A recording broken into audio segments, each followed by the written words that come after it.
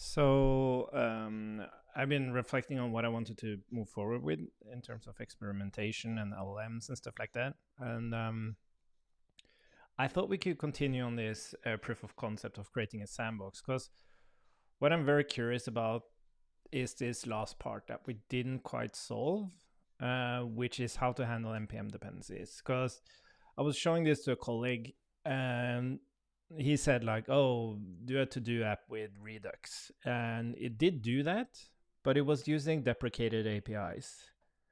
Um, so I really want to figure out how would you actually. It's really interesting because if you have an existing code base, the LLM could use the context of the rest of your code to understand how to use a certain dependency, but that still wouldn't be enough context to like use other APIs from that dependency. By the way, I'm actually not feeling great today. Like I have some kind of stomach thing. So yeah, we're just trying this now. If I feel like shit, I have to drop off. But anyways, what were yeah? So, but still, like, if you want to use other parts of that dependency, it really needs to know the documentation of it. And I thought about like, how do you actually achieve that? So what we're gonna do is use a library that the LLM has never seen before, so that we can actually evaluate how it's able to reason about this. And then we are going to talk about how would we actually provide context for it to understand how to use a dependency. And I talked about this before, but like you can't use the official documentation of the dependency because it can be in many different formats. Like some people put it in the README file, some people put it in like the GitHub README file. Some people put it in like subfolders in the GitHub repo. Some people have an official website and nothing in the repo on documentation. Some documentation websites requires you to like actually interact with it to see code examples and stuff like that. So I explored this way of using types. Using types to because types has more stuff in it than just the code. So it has like the actual like consumption of the dependency and also like embedded information in it because of the typings. It has like terminology and stuff like that, or additional terminology. And then I watched this presentation this morning from what's his name, Ryan, the creator of Node. They created this new thing now called JSR.io. Let me just sign into this thing. And what's amazing about this is that this is perfect for LLMs. And the reason is that when you publish something here, it actually automatically creates the documentation for it. So that means that for all dependencies, you have a predictable way to consume how to use that package. So I think this is what we really need for LLMs to work efficiently with dependencies, is that they need to be able, and most other languages has this. It's just JavaScript that's a complete mess, but this is being fixed now. So that's a thing I'm thinking about now, is that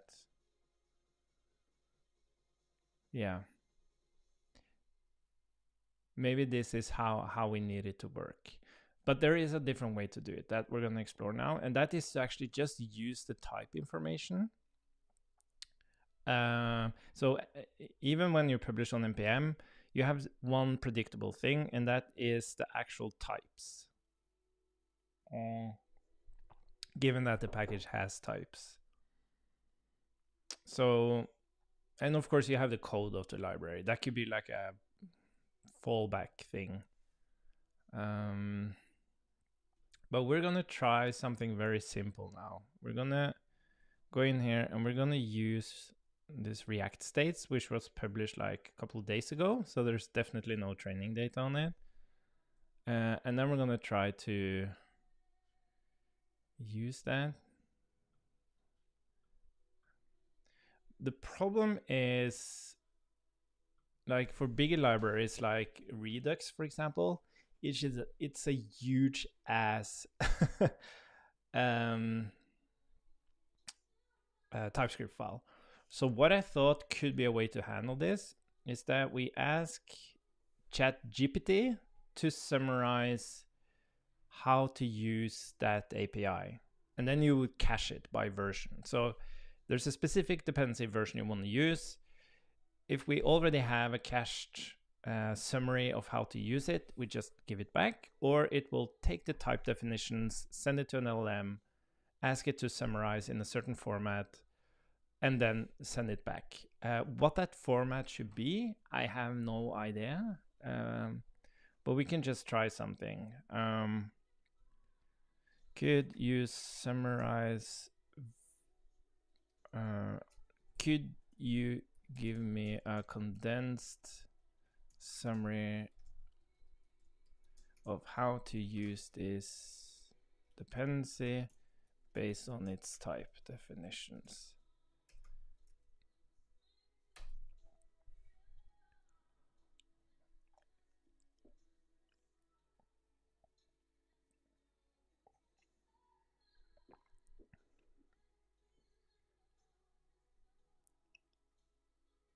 Okay, this is interesting because it, okay, we're gonna change the prompt. Like you see, it's explaining all the internals. Like I want it to be,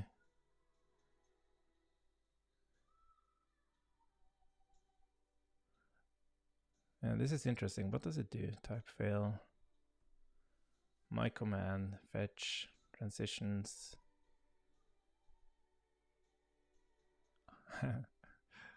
Idle, loading. Yeah, it isn't quite correct. Like it doesn't include success and error here. Yeah, it didn't understand that it's like required to insert all of them. But yeah, this is interesting. Let's see. Can I like clear the context here? Could you? It's very cool that it's actually able to extract all this information. Could you do this again, but only consider the exported types?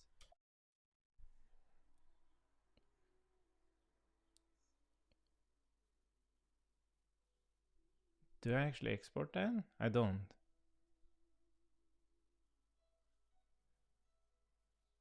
Yeah, but this is the thing. I want to know, I need to find a format or a prompt that actually summarizes this in a good way. Okay, but we're gonna stop and we're gonna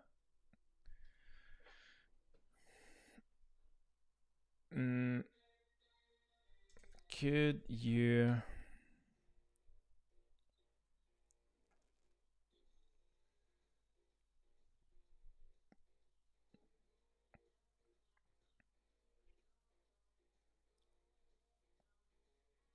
what's the best format? Like I could ask it to give me examples of how to use it. And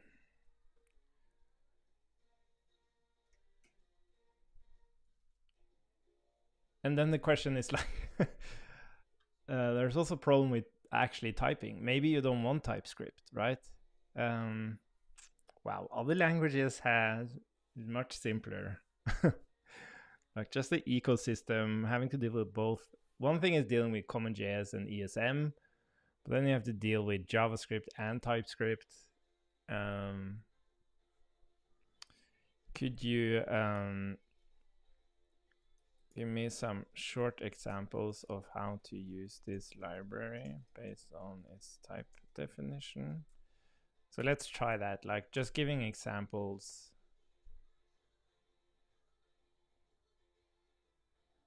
Yeah, this is a problem. It thinks that these things are exported. And I'm using GPT-4 here.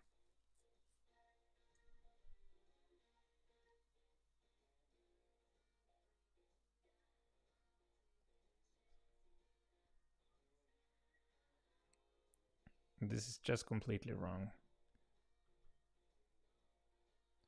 But again, like this is very, very interesting, right? You want to use a library that hasn't been trained on. Is it actually able to do that? Nobody has really talked about this, as I've seen. Okay,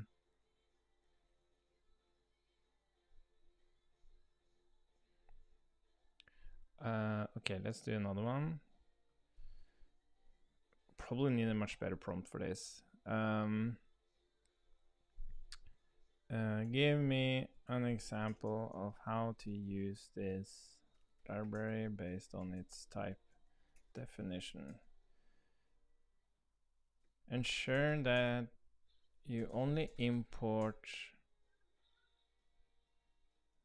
Ensure that you that the imports are actual export. That any imports are actually exported from the type definition. Okay, we're gonna keep these prompts and then let's see.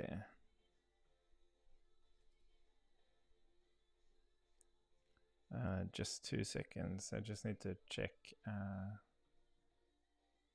Can I click this? Oh, look at that. Sorry, I just need to check that I don't have any notes.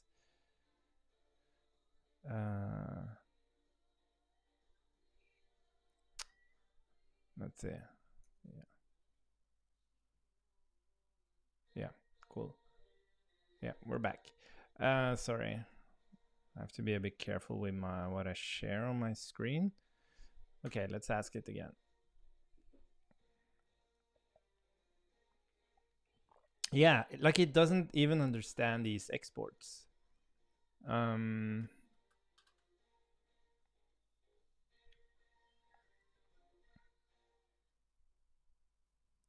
Like it imports transition exec, but these aren't exported. Oh, they are. Sorry, they are. Okay, I guess that's my bad then.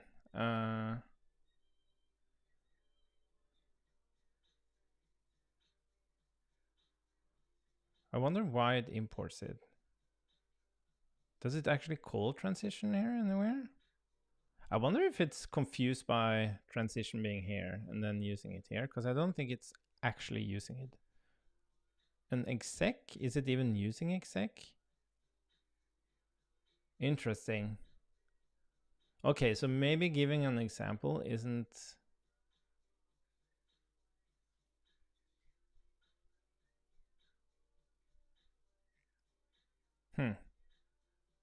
And I do wonder, like, if I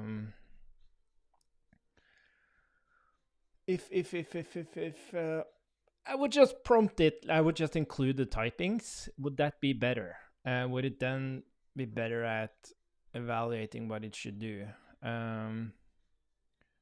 But I definitely can see there's a confusion here because I'm exporting all these like helper functions. So it's hard to understand that create transitions is the thing you need to use. Like even for, imagine being a human installing this library and you just look at the imports. Like you wouldn't really know what to use here. That create transitions is really the only thing you need to use. This is so interesting. But this is what I mean. Like if you can't make an LLM understand a new library it hasn't seen before, like how can you expect it to do anything? Like it feels such a fundamental thing that needs to be solved.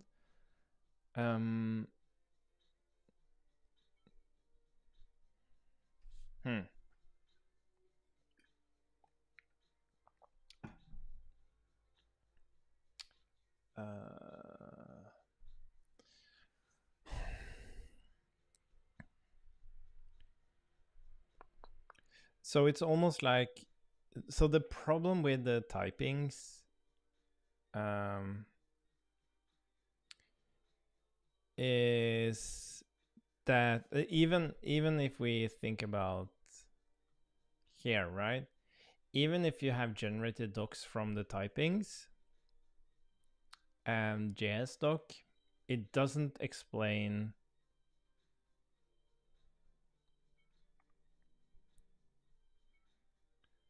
But maybe that's the thing. Maybe this is just how we just need to prepare for this. Because this also has JS doc, which explains what to use the different exported APIs for. But again, yeah. So it would really need access to. Oh, I can make this bigger, by the way. It really needs to.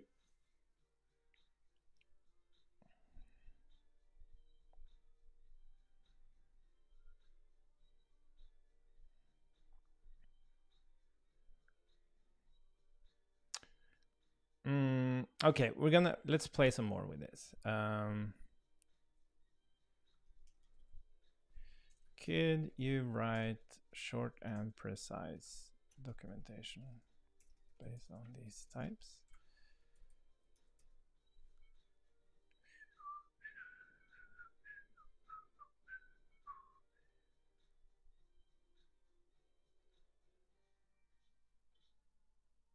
Oh, did it stop?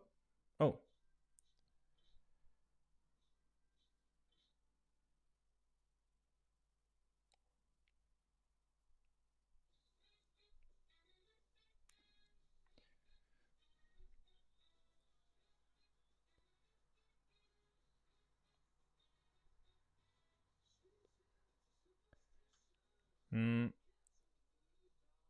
Okay, so this is really good. And I think it needs to be something like this. But maybe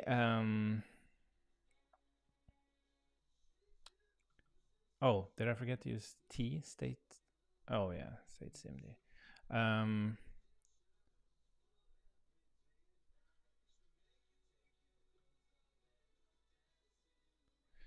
Okay, but what we're gonna do now, we're gonna ask it to do the same. Could you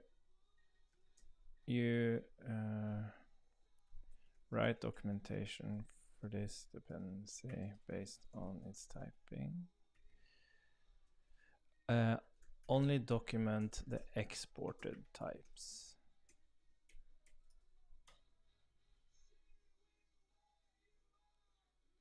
Why doesn't it understand that? It's not exported. Is it because it...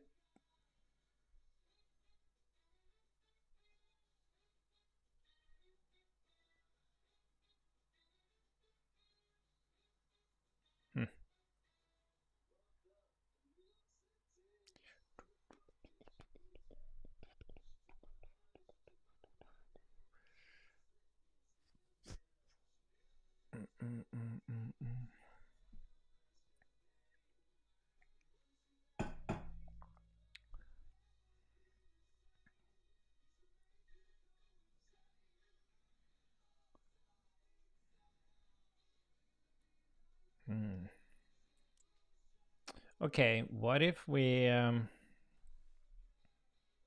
So that's another thing. It's like, if you want an LLM to write code, you can make it write code. But I haven't experienced, like, how does it handle typing? Hello there.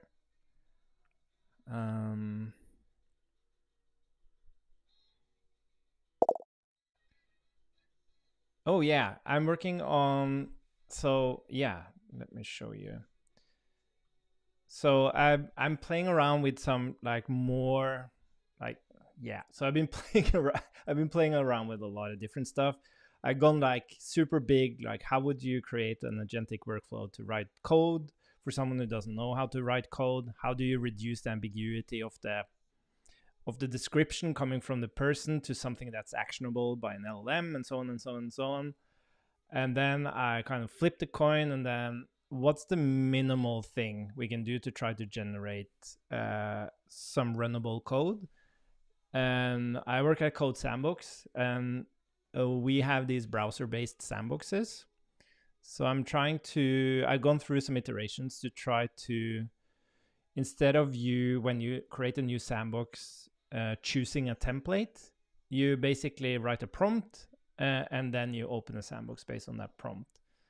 But there's a huge problem regardless of everything, and it's very I think it's bigger in JavaScript, and that is NPM dependencies.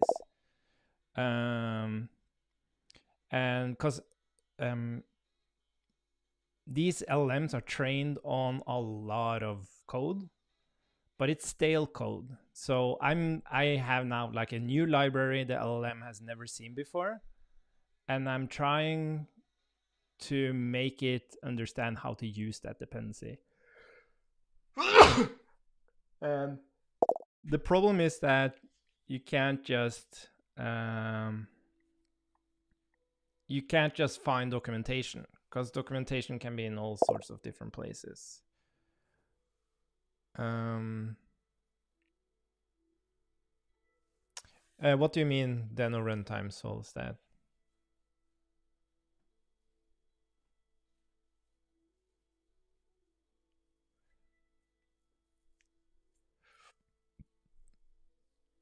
So like,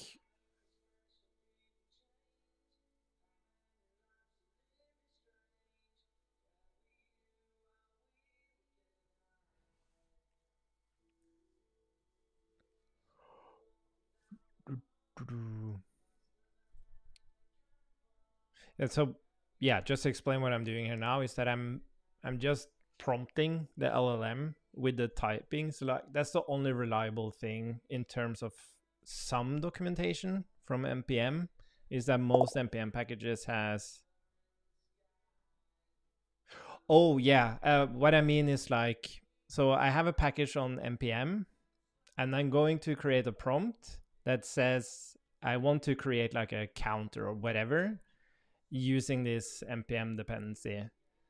But the problem is that the LLM isn't trained on that package. Like, it's not in the training data of the LLM. So it needs to understand how to use that NPM dependency. Like, it has no idea what the API surface of that NPM dependency is.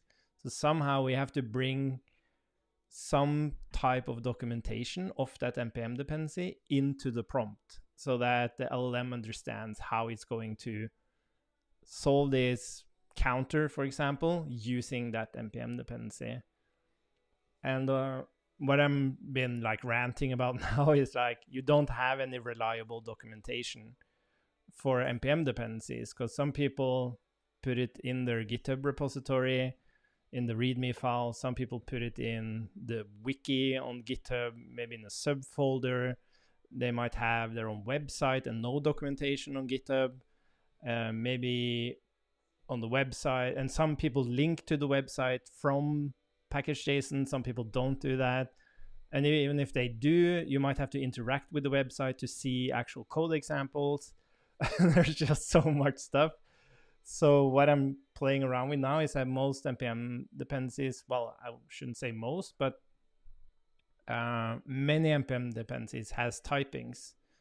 So I think that's the closest thing you get to a reliable source for documentation of an NPM dependency, at least for now. But there are new tools coming, like JSR, which is a new package manager that's coming now, automatically writes documentation for dependencies. So that could be a reliable source of documentation for dependency. Yeah, it's a hard problem. Yeah, sorry, I wasn't very explicit. And just one example where I had a colleague testing this, where he said like, okay, just create a to-do app with Redux. And I did that, and it did do it. But when we looked at the code, a lot of the APIs had like a line through, or strike through, I guess is the term, because it was using deprecated APIs. Yeah, you watched it too. I did as well. Like, I'm very, very excited about this. It's been like being a library author.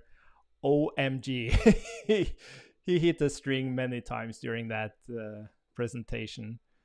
So this is very, very exciting.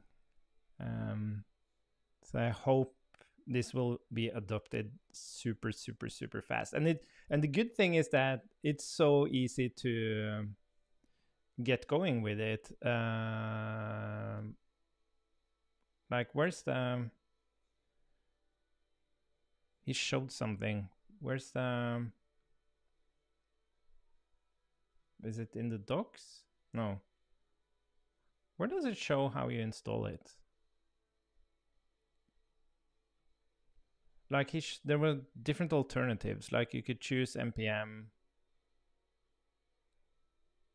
That was the most interesting thing, is that you can install all of them using JSR, even if you wanted to make it like an npm dependency.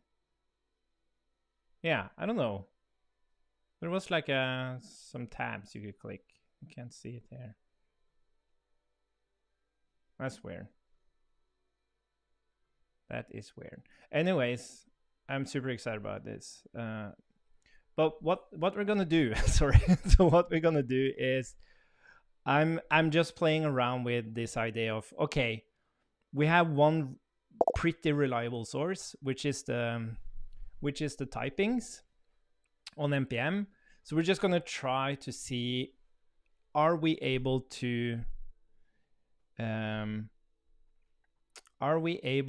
extract those typings, generate some kind of output? I can't, like, we can't do, like, put all the typings in there, because like even Redux, it's like such a there's so many tokens in that typing, so it takes a long time to resolve it.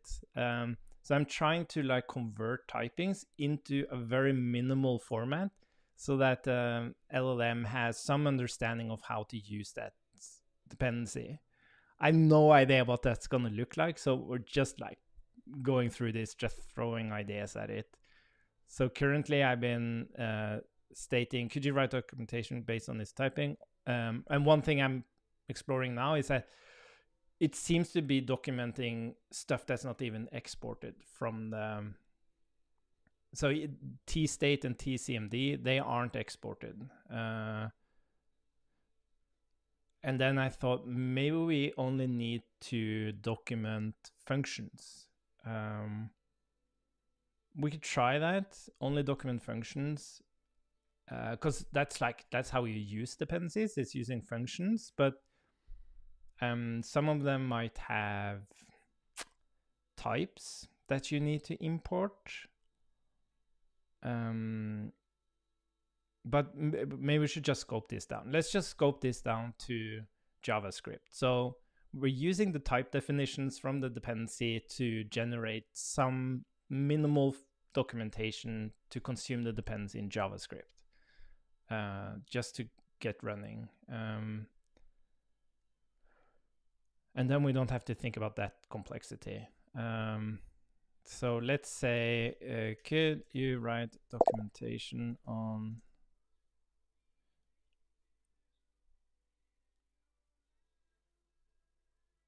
Yeah.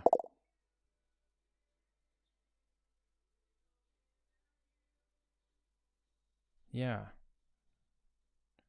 I don't know how to use this dependency in JavaScript based on its type definition.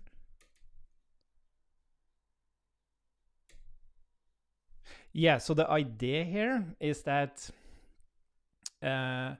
what if we had like a service? So you had this service where you could send in a dependency with a version, and then if that wasn't cached, it will go to npm, get the typings, ask an LLM to produce this output that we're exploring now, and then cache it. And then the next person that wants to use that same version of dependency, it will just work. It's just there and can be immediately... It's kind of a RAG thing. It's like dependency documentation rag in front of npm.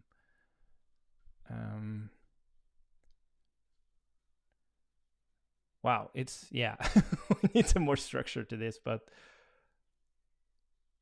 oh, it's still writing the types. Yeah, I'm trying to. Hello, good morning.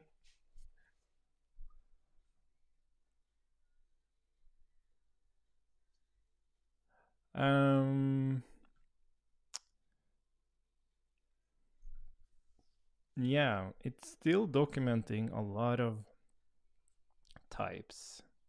I think we need, I was thinking about using a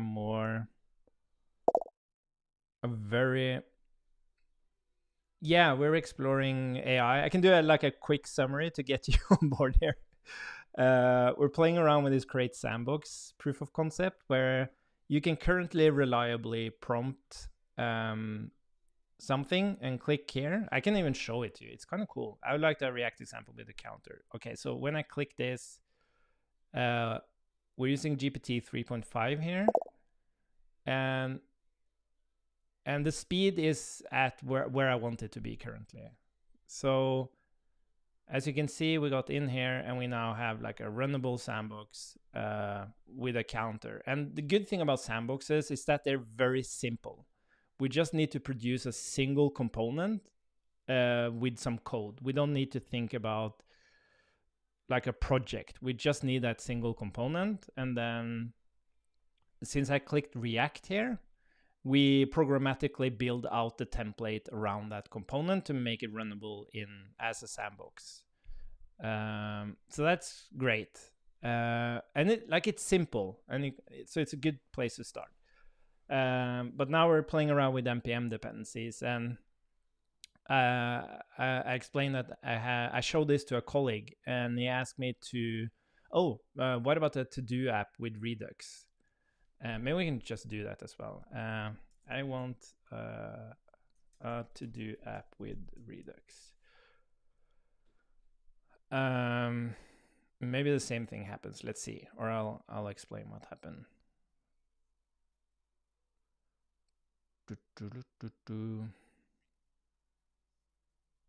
Yeah, even GPT 3.5 is it's still, yeah, I'm not sure about if it's like fast enough. But yeah. So this is kind of cool, right? I'm not sure like how super valuable it is, but it's cool. But if we take a look here, yeah, you see this? It's using deprecated APIs. And why is it doing that? It's because it's trained on an older version of Redux. And we don't want that. We want it to actually use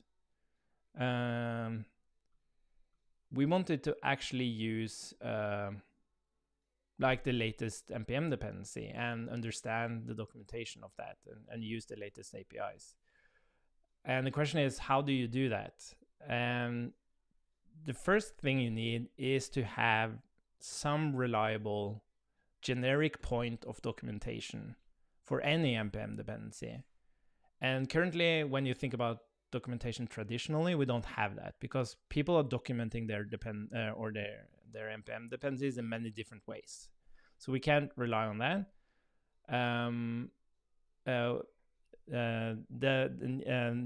Yeah, I don't know your name, but Neck MTTN. We watched a presentation from Ryan Dahl this morning about a new package manager for JavaScript, where you actually publish your packages in TypeScript, and it automatically creates documentation for it and everything, which is very exciting because then you actually do get a reliable source for documentation for any dependency. But this is like very young. But there is another source, and that is type definitions. So many packages, I would say most packages, even if they aren't included in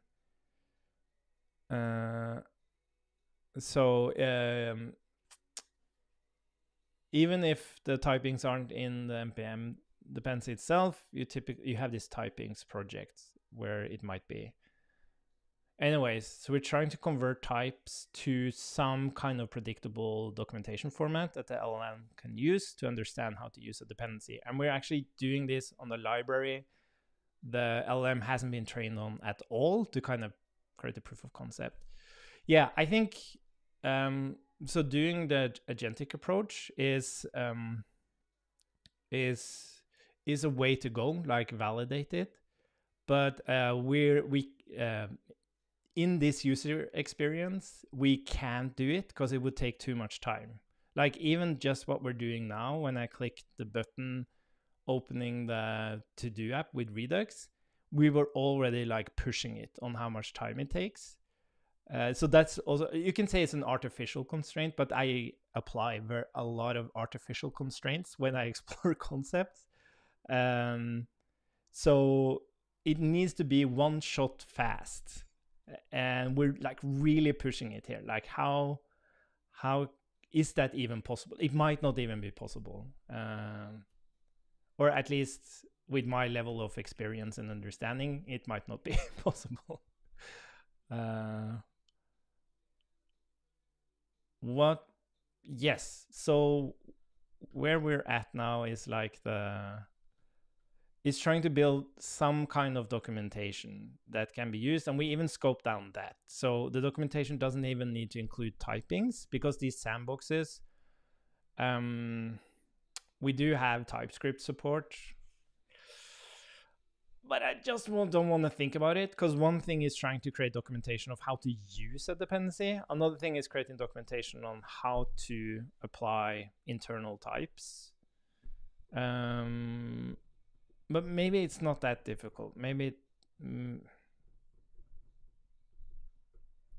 yeah, I just saw it get very confused by how to use these types. Did we have... Yeah.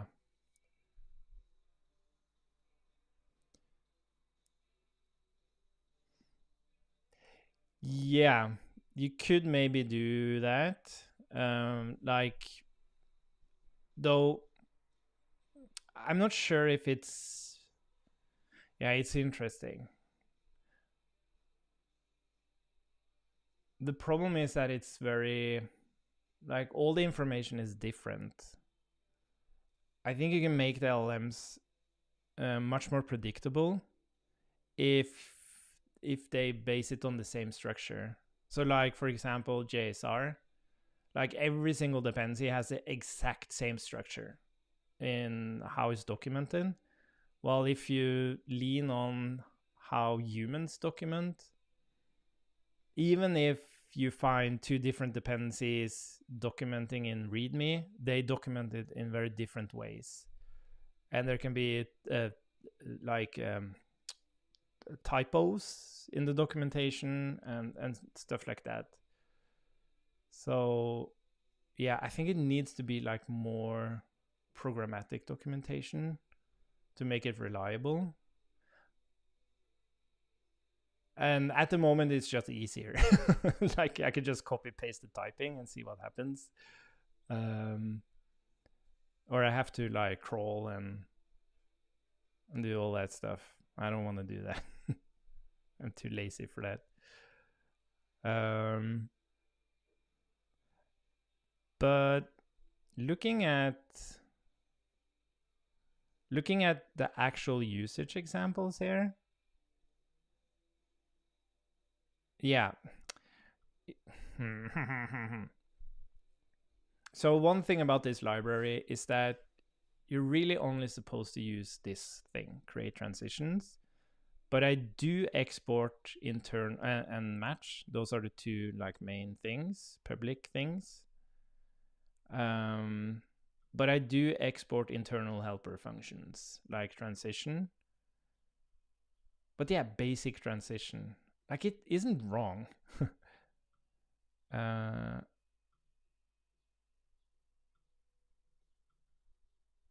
Yeah. And another thing that's kind of... Yeah, and this is also wrong. It doesn't understand that create transitions actually returns a hook that returns this. So it thinks that create transitions returns this, which is just bluntly wrong. It's not correct. And yeah, so this is interesting. Like the typing of this project, like it's a tiny project, but the typing is complex internally to give a good like experience as a user or a developer. And this, yeah, and this is what I mean. Like, I think just like ChatGPT has this hype illusion. Oh, it's yeah. Yeah, I guess we can change to Grok or Llama. It's just that we already use GPT 3.5 at Code Sandbox, so it's just easier to integrate that. But I'm like now I'm prompting to get the documentation. I'm prompting with like the latest model from OpenAI, and even that doesn't understand how the API works.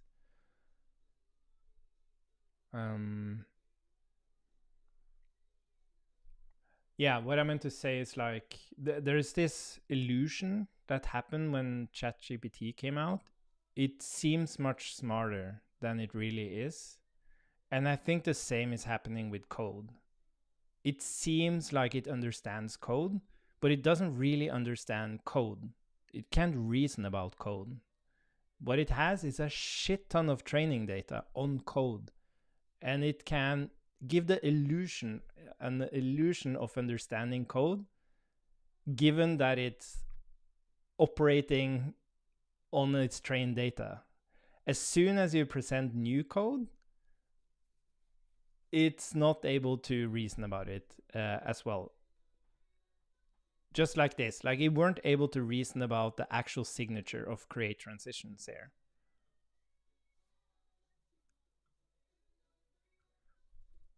I'm just gonna double check the typing so I'm not making assumptions. Oh wait, do I have an old version here? No, sorry. Yeah, sorry. It's just the text, it's so big.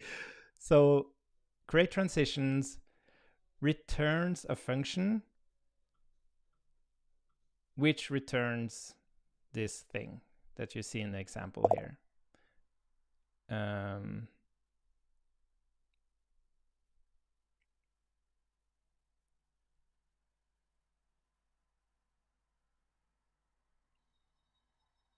Wait a minute, transition handler. Oh, wait a minute, it does call it.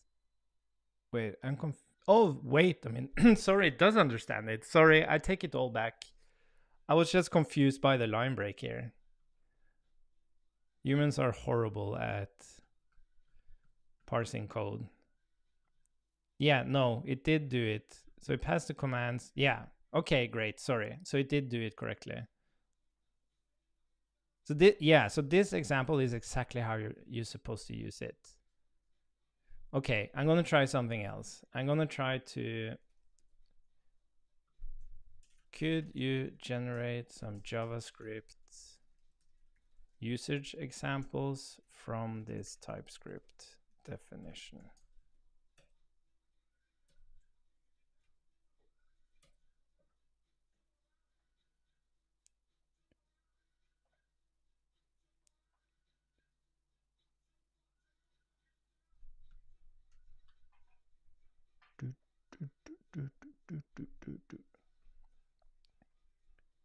Okay. So in my mind, we're getting closer to something that we want.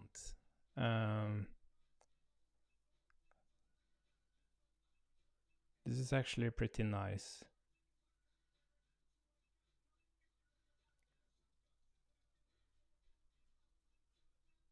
It's very short, it's precise, it's exactly the type of code we wanted to produce. Okay, I think we're gonna try this. I'm just gonna make sure that I actually name the dependency. Let's see. I don't want it. I wish there was a way to like just clear the context, so I didn't have this huge ass history of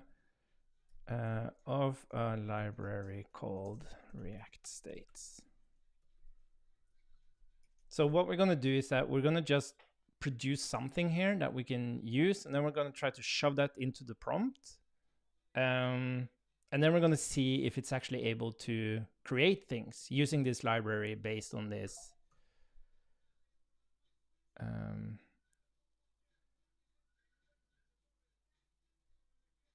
Oh, now it understood that it could actually.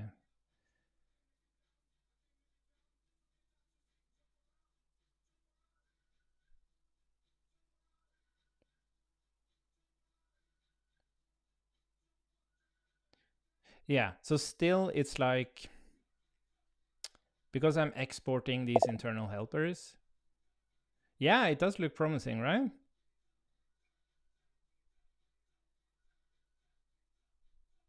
Okay, let's just grab this and let's put that into the, where's the code? With the following code.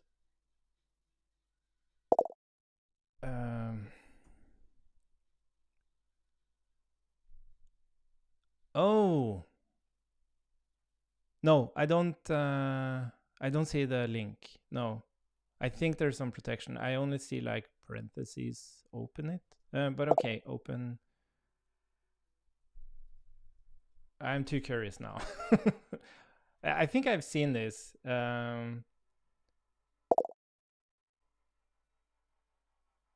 No, that, yeah, no, I haven't seen this.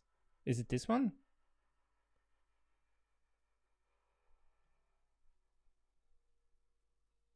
Is it this one? Yeah, it's this one, right? Yeah, like I know Vercel has something similar. Vercel 0 or something. It's interesting. Like they have speed and quality as well. Yeah, a landing page, page with a counter. Oh.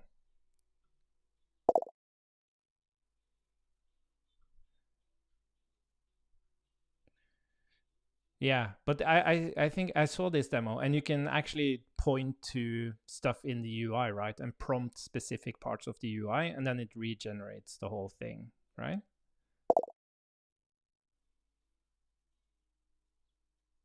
Yeah, exactly. How do you want this to change? Yeah, it's a really interesting way to. So, for example, in the other proof of concept I had, where I was really exploring like reducing ambiguity from the user, and by having like this flow of user stories and behaviors and interactions to kind of really flush out how the user sees this thing working. I ended up actually creating a sandbox out of that at the end to kind of get like um,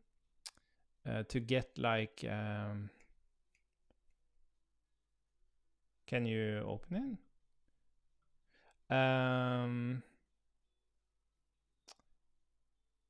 Yeah, create a sandbox to kind of visualize also not only how the behavior should be, like what's the exact interactions and behaviors that you actually want from this idea or this suggestion, but also how do you what's your mental image, like how does it look like, and creating like a proof of concept, having a tool that can create a proof of concept that doesn't have implementation of behavior and interactions and stuff. It's just the UI. I think that makes a lot of sense. So that the end result actually becomes what you wanted. Oh, okay. Was there a link here? Sorry. Oh, there we go.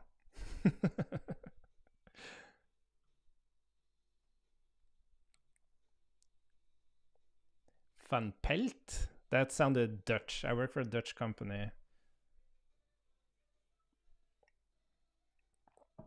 Uh, want count. Oh, I can blow this up. I want an application with a counter where I can increment and decrement.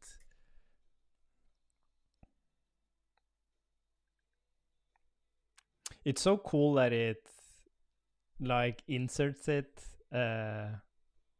Does it have like some kind of hot reloading or something?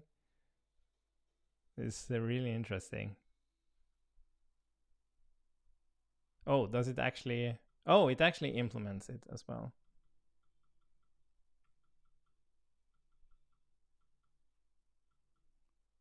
Yeah, it's interesting. What if I ask it to do? Can I want to do app with Redux. I wonder what it does.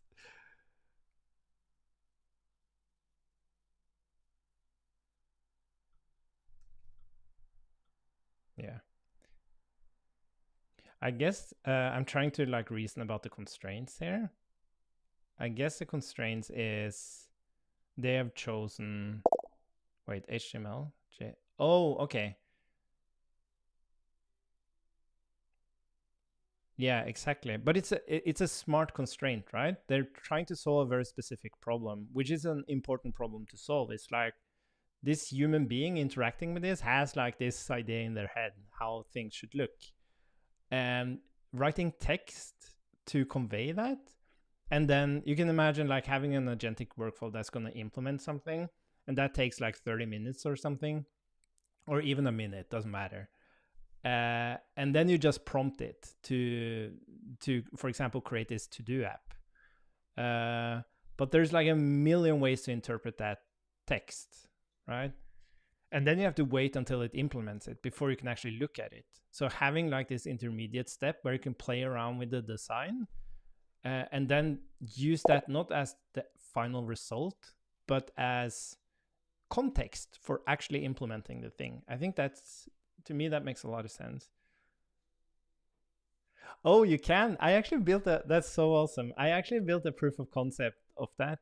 I don't think I shared it on the stream. I built it internally in the company, where yeah, you could drop an image, and I wonder how well that works now. Because when I did it, I had to send the image to GPT-4 and get like a text output, a description of the image, and then I would pass that description to GPT whatever, and it would kind of generate it. Um, that was really cool. But now with GPT 4.0, they have like the, what do they call it? Not modules, but what do they call it when they have modalities? Like it has vision, text, and voice. It's like, it's not like look at this image, give me a text output so I can summarize it. It's like it's all like integrated. So that would be really interesting to see how that works. But the funny thing is like circle around to dependencies again. That it was the exact same problem. Like I scoped that internal project down to, okay, we're going to use SHAD-CN, which is a quite popular component library. But SHAD-CN doesn't even have an npm dependency. It's based on copy pasting code. So I had to build up like all the code for SHAD-CN, or some of the components, to even be able to ask it to produce UI based on SHAD-CN. So it's like it's yeah, it's not easy. But anyways, let's try to. I'm gonna create a file here. Yeah, React states docs.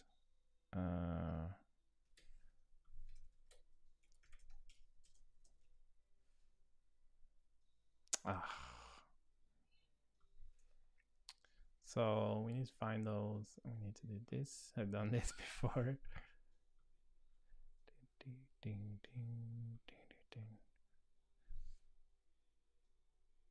Oh, come on. This is horrible. Do I have to do double? How does this work? No.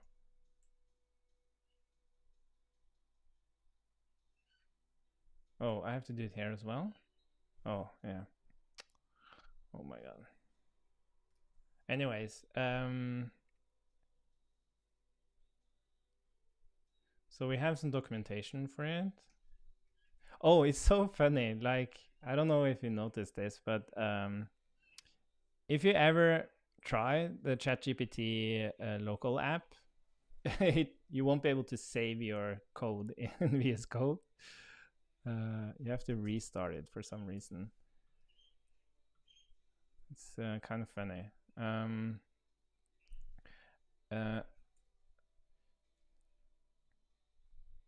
Use the following documentation for React states.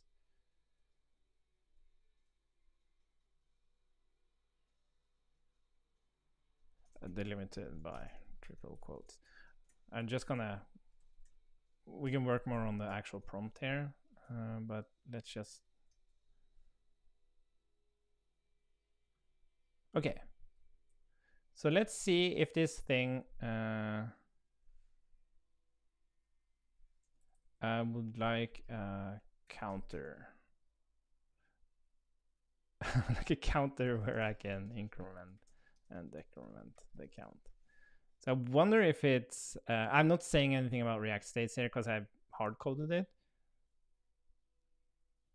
But I wonder if it's going to use it. Maybe we don't actually create a sandbox out of this. Maybe we should just look at the...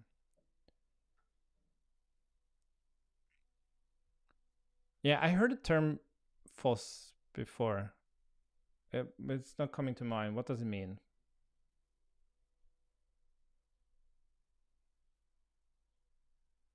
FO, open source software. Yeah, FOSS. What does it mean? That's funny. FOSS means waterfall in Norwegian. Oh yeah, free and open source, of course. Yeah.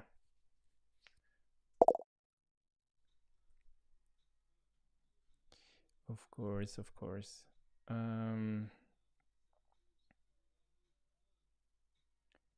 we're gonna prompt, yeah, so we're gonna return here. Let's just do generated sandbox, and then we're gonna return there. So the idea here is that you don't actually write the dependencies you want here in the prompt. You actually manually select them. Kind of like if we look at, do we have? So kind of like here, you see you can, I can do like React states here, and then we actually get React states up here. So we're using like Algolia or something to search dependencies. And then you add the dependencies that you want. And that has to do with versions, right? So you actually explicitly add the version you want. Maybe we could change that. So we do deduct like the npm dependencies from the prompt, and then we just use the latest version. Maybe that's fine. But that's like user experience related more than anything. Oh shit, did I? Ah, oh, god damn it. I would like counter application where I can increment and decrement. I'm very curious what it's gonna give back now. Well, my biggest concern is like, let's say input, so it's 1000 tokens. Hey, look at that, it's using it.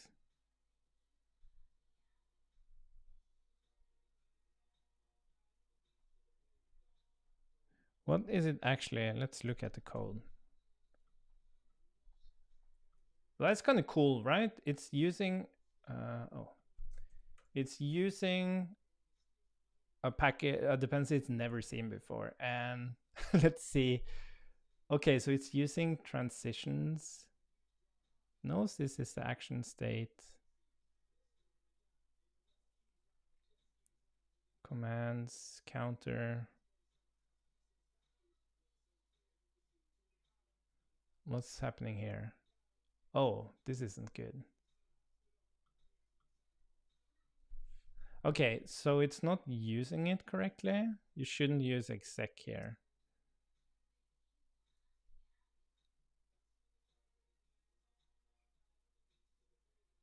Well, I understand why it does it. But again, like, I'm not explicit in this dependency that create transitions is the thing it should use. I really, but that's the thing, right? You don't have any certainty on this. It's better to have, like, I'm very like eager now to go and fix my package, right? But the point is that you can find this all over the place. It's better to now understand very early on that it can misunderstand what imports to actually use to solve the problem.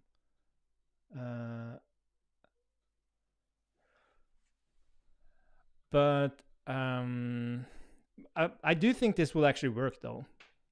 The reason this is wrong is that this should actually happen inside an effect.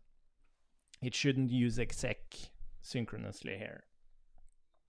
I don't think it's an actual problem, though, which is interesting. But yeah, you know what? Let's just try to get the full experience here. But I'm happy with this. Like, it's something, right? Wait, what was it? Return.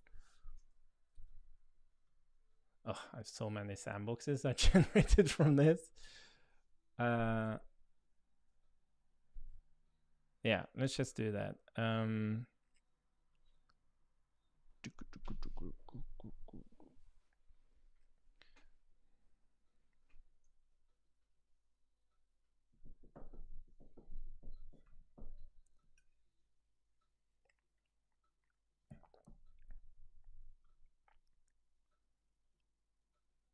Wow, this is... Oh. Wait, why didn't that work?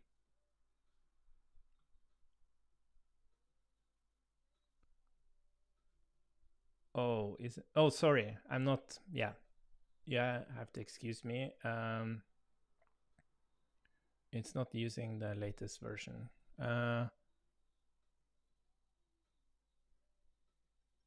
npm dependencies. Yeah.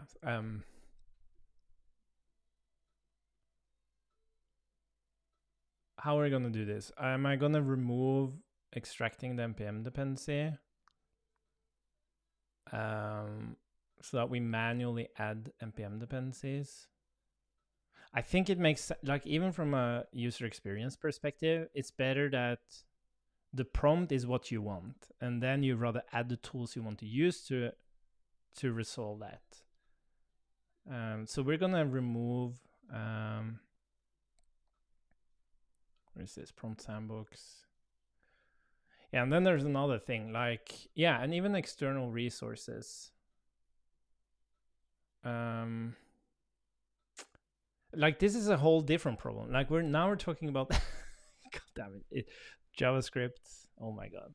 So there are two types of dependencies in JavaScript. You have npm dependencies and you have external resources. So imagine you want to use Tailwind, right? Tailwind can be installed as an npm dependency, but that requires a build tool, which these sandboxes doesn't support. But you can also install Tailwind as just a link in your HTML, loading up a CSS file. And it doesn't have any types, right? It doesn't make sense to have types for all the different class names. And also these class names are very, like, what's it called, dynamic. So you can, like, there's a it's a non-type definition type of description of how to, like, extend these classes in very flexible ways. So you really need documentation to run that. or at least run like the latest stuff and make it understand how to use everything. And it's a huge ass documentation, right? And yeah, yeah. So imagine you want to create just a simple sandbox of using Tailwind and Redux, for example. Well, now we did find a prompt that actually reduced the amount of information to something very concrete. So maybe the documentation for Redux wouldn't be that bad. And we should try that. Did we take care of what was the, could you just, I think this usage examples, this was the key. We're gonna keep that. But yeah, so we're gonna remove the dependencies, and we're gonna hard code. We're not gonna have any external resources. We're gonna say React. Oh, was it an array? Name React states version latest.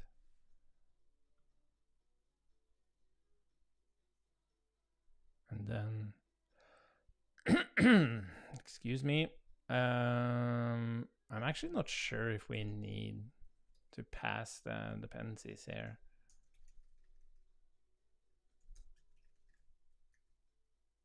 Oh, is that also an array?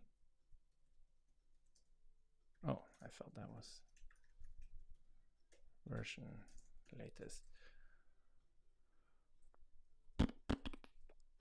Okay. Yeah, whatever.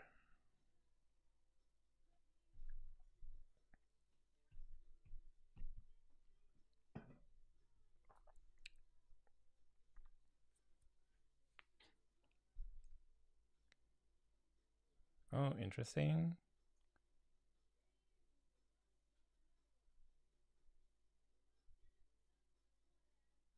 Oh, look at this. It created it. Oh, interesting. Wait, and then it did use reducer? Oh yeah, it's getting it's really getting confused by having like transition and create transitions. Okay, are we gonna say that this is a mistake from me? That I'm making something public that isn't part of the public API. We're gonna run with that to make it work. So we're gonna, let's see, where did I put the types? Did I have them here? No. Okay, let's copy them again. So actually we're gonna publish, I'm gonna publish to make the, so we're gonna, this is not public, this is not public. I don't think we need these to be public either. You're never gonna use these types explicitly.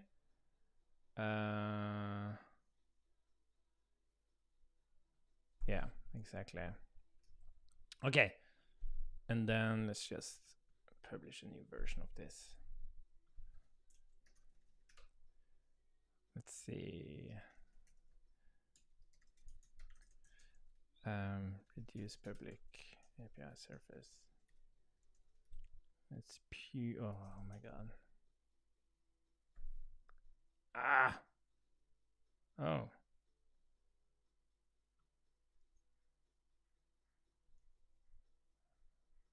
I didn't know I did. I have that global. Oh, did it work now? Okay. So I guess we're fine. Like the demo didn't break or anything. Oh. So let's yarn build and npm publish. Let's see. I need my watch here.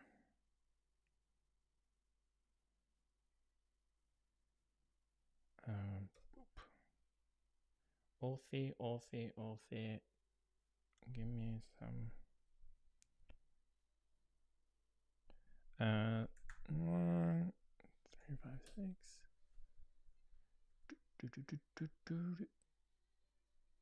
Oh, is it already published? My bad. This is how I do library development. I just push to main. Oh my god. I hope was it JSR? They also fix like versioning. Like Elm is beautiful there. You just change your code, you publish it, it automatically figures out if it's breaking or whatever, bumps the version and everything. That's the experience I want as a library author. I just write the code for the freaking library, and then all like publishing, all builds, typings, documentation, version bumping, all happens in a service. Git commit bump version. Let's just do and publish. I don't have to build again, but I have to do it to keep it in my muscle memory, because I have a tendency to publish without building first, which is not ideal.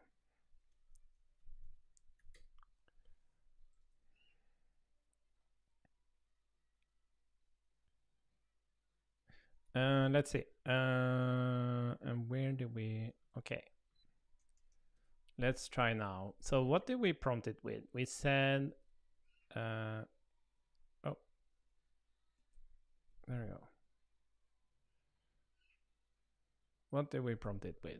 Could you generate some JavaScript? Can I make this bigger? No. And then let's insert the types. Boop. And we're using GPT 4.0 here, which is like not ideal, I guess. We can try. I wonder how GPT 3 handles this. Let's try that as well.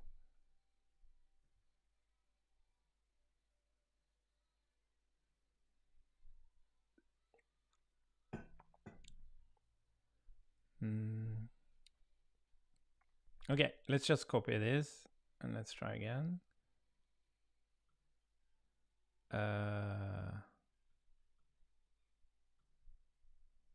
Where did we put the? Ugh, now we have to do that.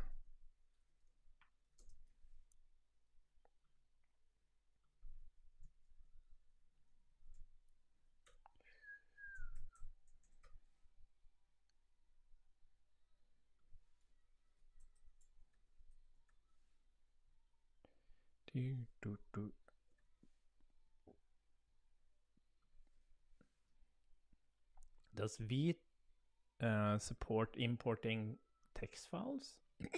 Oh, sorry. Anyways, okay, let's try again. See if it's any smarter.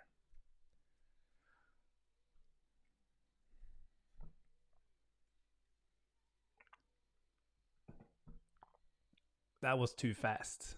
That was too fast. Or was it? Hey, look at that. It worked. Okay. Oh, but it's still wrong. Wait, did this actually work?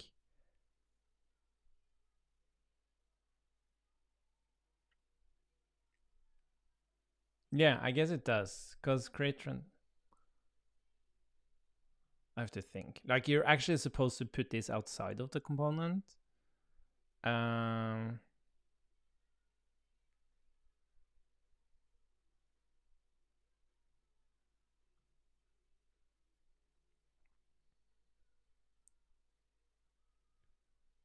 That's the only thing. But I'm curious why it works.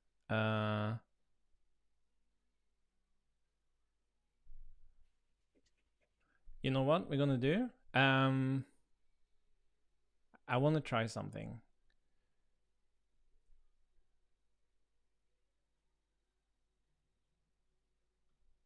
Like I wanted to use JSDoc to explain that this actually returns a hook. But I guess, yeah. So I guess the reason this works is because even though we're kind of creating the transitions again here, it does return a function that runs a use reducer, and it's the same use reducer, right? But if I move this code up here, this should still just work. So you don't have to redefine that. Anyways, yeah, it uses idle. Cool. Anyways, there's something here. The question now is,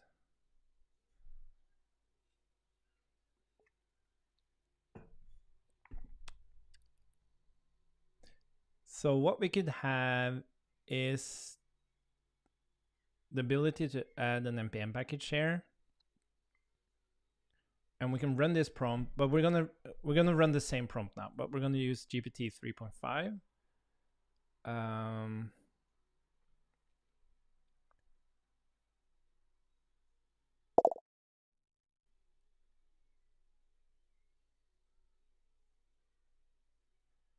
Well, yeah, it worked with Redux, but it was using stale APIs, like deprecated APIs. So I thought we could try that again with this approach. So first, I want to try GPT 3.5 to create usage examples, just to see if it's even able to do it.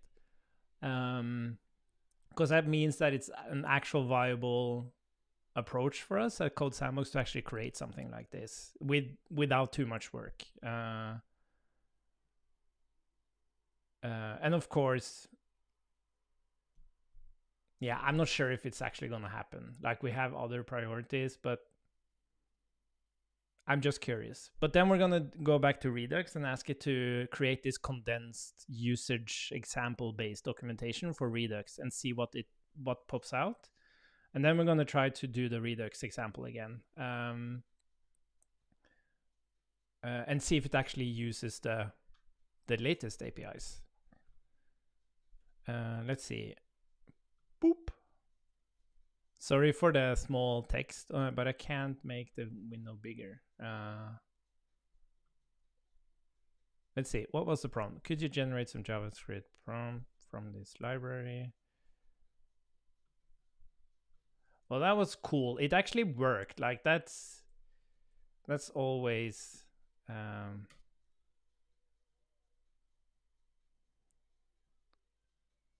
hey, look at that. You know, this is funny. This is so funny. And the reason it's funny is because as these models, I saw this interview yesterday with John Schultz or something. Is that his name? One of the engineers at OpenAI, one of the people behind ChatGPT. They talked about how the more capable the models become, they can perform worse because they become more verbose as well. So as you can see here, it gave a way better result for me. Or in this context, GPT 3.5 gave a way better response than the other one.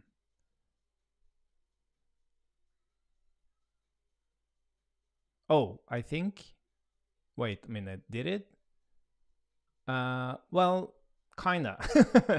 I think the biggest problem in the library is that there's no documentation that create transitions actually returns a hook.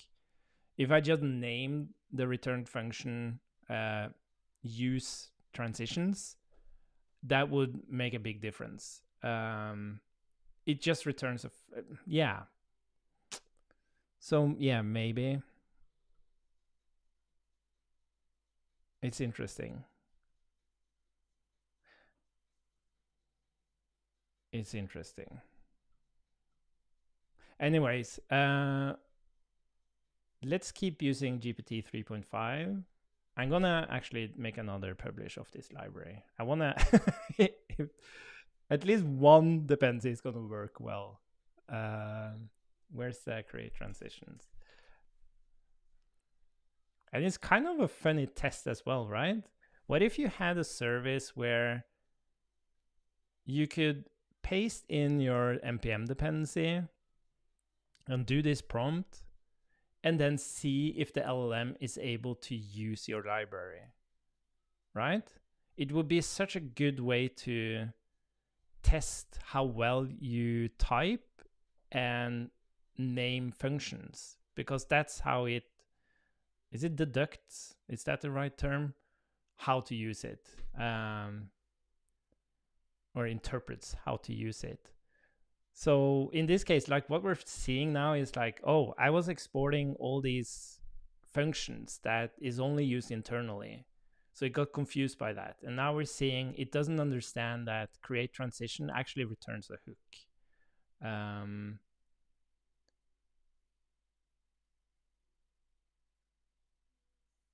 But does that actually become part of the typing? It doesn't, does it?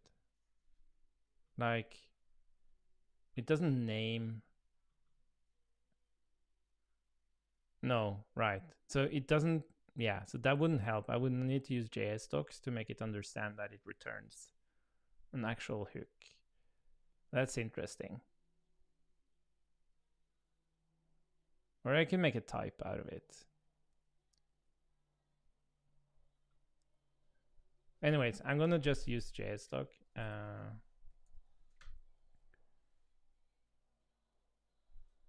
Returns.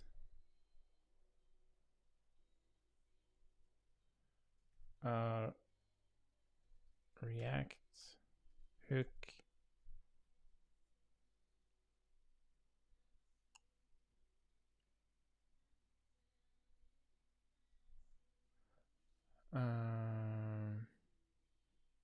Or should we just make a type out of it? I'm not very good. I typically don't write JS docs. I don't have like any intuition or like muscle memory to kind of write them out. So what I would rather do here, I think we're just gonna rather say like T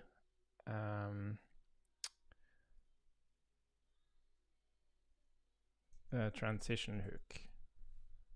That's what we're gonna do. And it takes S, A, and C maybe. And then we're gonna rename this thing. I use T, the T prefix internally in libraries, and then I don't use it when I expose them. Type T transitions hook, it would be the right term.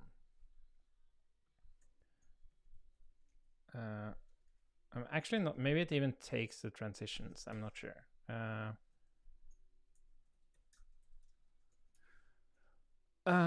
Transitions hook. What is this? It returns. Yes, we don't need this. We actually don't need any of this. This should be inferred by the return type, I think. So let's just copy this, because this is really what it does. Where are you? Let's see if we have what we need. Oh, we need a C extends T command. And then we would do this. Yeah. I think this is fine. So if we do, oh, should it be S? No, this should be T state. Yeah. Okay, cool. And then I think I can just remove these, right? Because now I have the return type.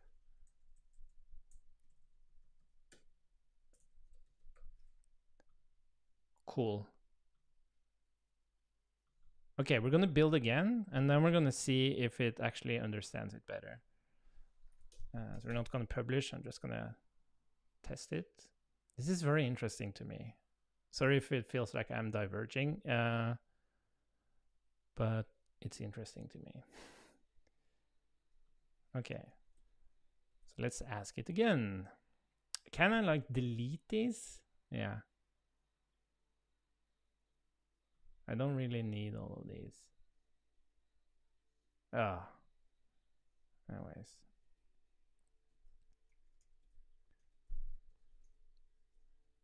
And this is the thing.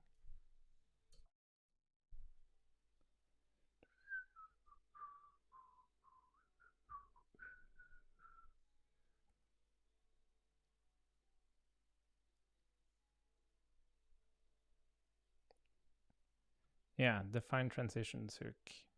Interesting how it. Okay. Maybe I should even call it create transitions hook. Maybe that would actually be enough. Yeah. Anyways, let's copy it and just see if it. Well, it might like. We don't know perfectly sure if it now suddenly like understands it. Because it might just be by chance it didn't understand it last time. But it gives us some idea at least.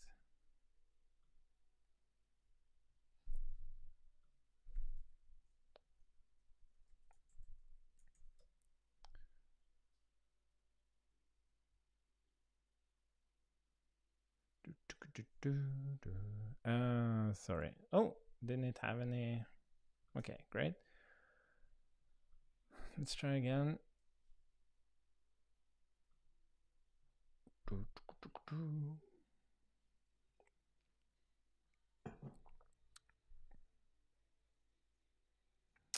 Mackie? Is that like window management? Yeah, so that at least that was enough to like a little bit weird that it, but it's interesting. Oh, was this what I was asking it for? Did I ask it to? Is this the exact example that it generated?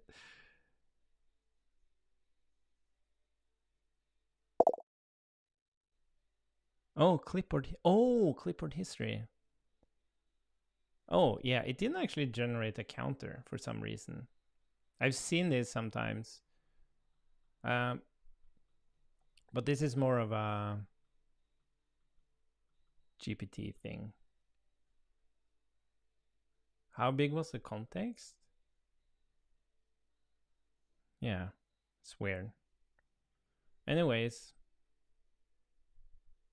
I'm not gonna play around with that library anymore, but it made me just reflect on, okay, how you name things is really important. Like, you're not creating transitions, you're actually creating a transition hook. So I'm actually gonna rename that.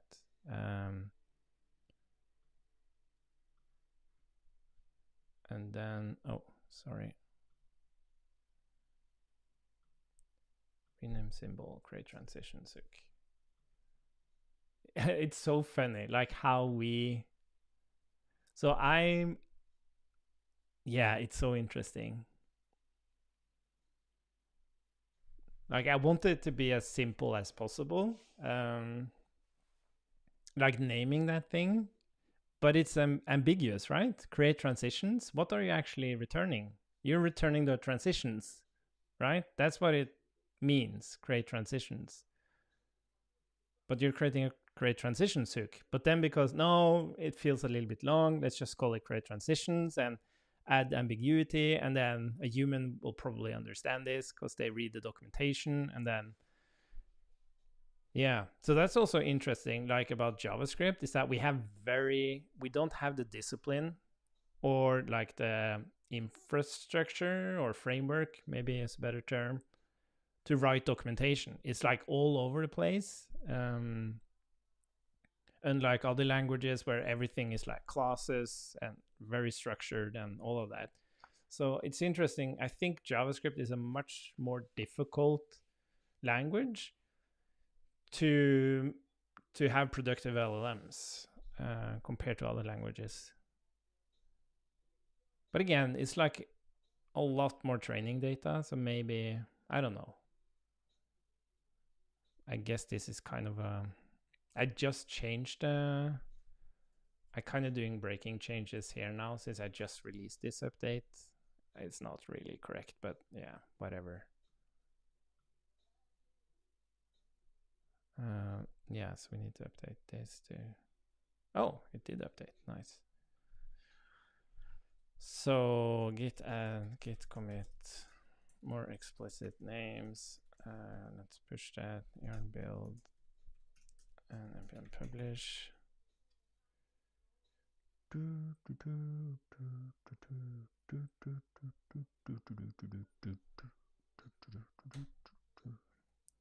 Authy.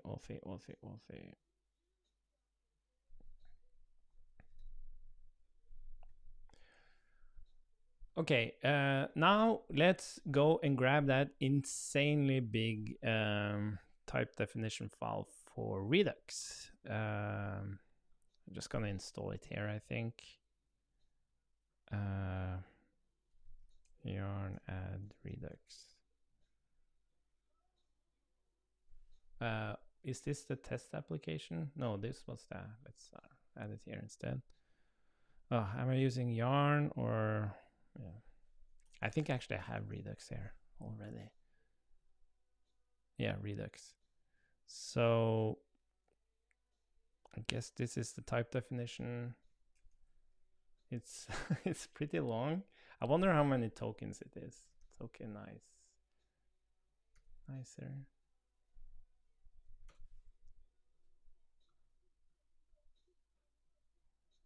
Like it's wow. It's 7,000 tokens. That's a lot of tokens. But anyways, let's try it.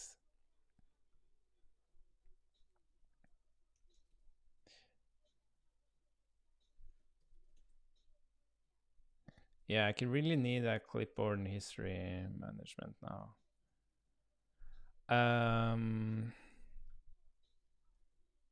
Let's see. Boop.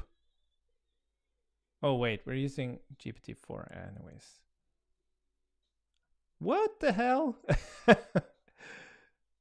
Even here it uses, it even says legacy create store.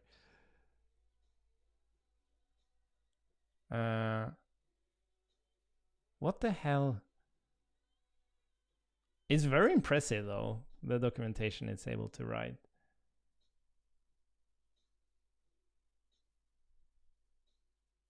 But why legacy?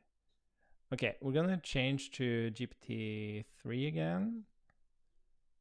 And then, and just this fact that, okay, if you do go down this path of creating types, called Redux,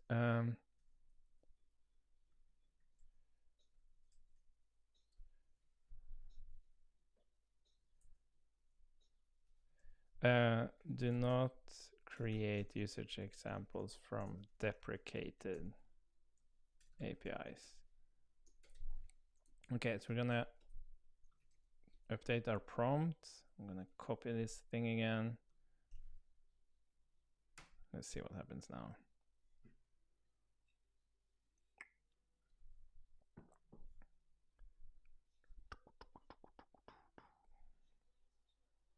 But wasn't create store deprecated? Why is create store deprecated? What is the actual API of Redux now?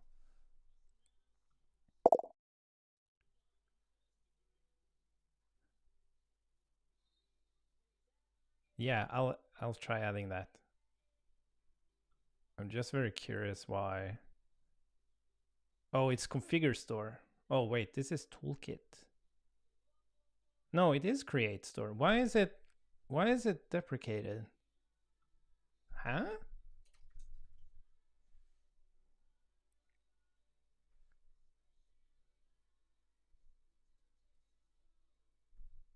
Why is it? We recommend using. Oh, interesting. Oh, I thought it was because it was like. Oh, this makes it even more complicated.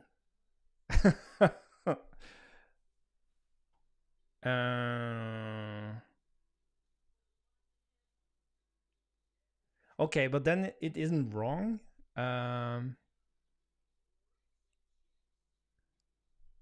Maybe Okay, you know what? It could be because there aren't. It might have deducted from the. Am I using the word deducted correctly? I'm kind of stuck to it now. I think maybe like in the JS doc here, it explains it. So yeah, you see this? If you want to use without this visual deprecation warning, use the yeah, exactly. It does exactly what it's supposed to do, actually. So we're gonna skip that. Maybe it actually does skip deprecated APIs, but it didn't do it in this case because the JS doc explained that you can still use it. So it actually gave the correct response here. It did say, well, I guess that was this one. It did it. Oh, wait a minute. No, it did the opposite, right? If you want to use Create Store without the visual deprecation, use the. Oh, sorry, there is a legacy Create Store. Yeah, so GPT-4 was able to actually reason about that. While. Yeah, exactly. You can just remove legacy. Yeah, exactly. You can just remove all the deprecated stuff. But I wonder why. Yeah. But it's a lot of tokens.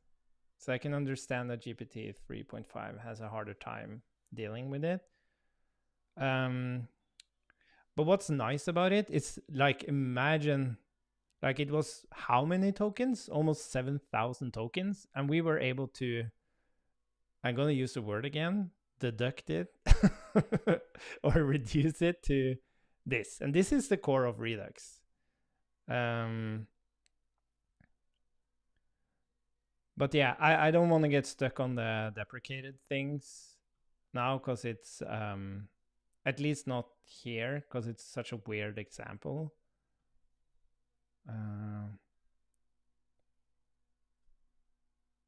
But yeah, let's copy this and let's yeah, but still, like, this doesn't matter. Like, it knows how to do Redux because there's a shit ton of training data on Redux. So I'm not worried about that. Okay, great, thanks.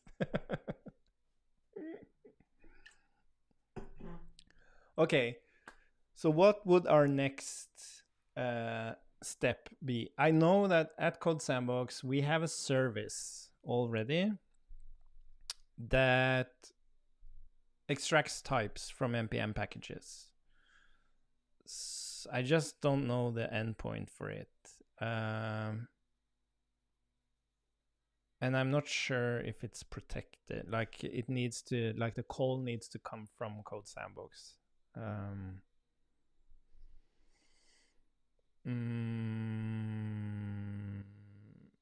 Are we going to try to find that endpoint? It would be fun to create like a little proof of concept where you can insert npm dependencies here.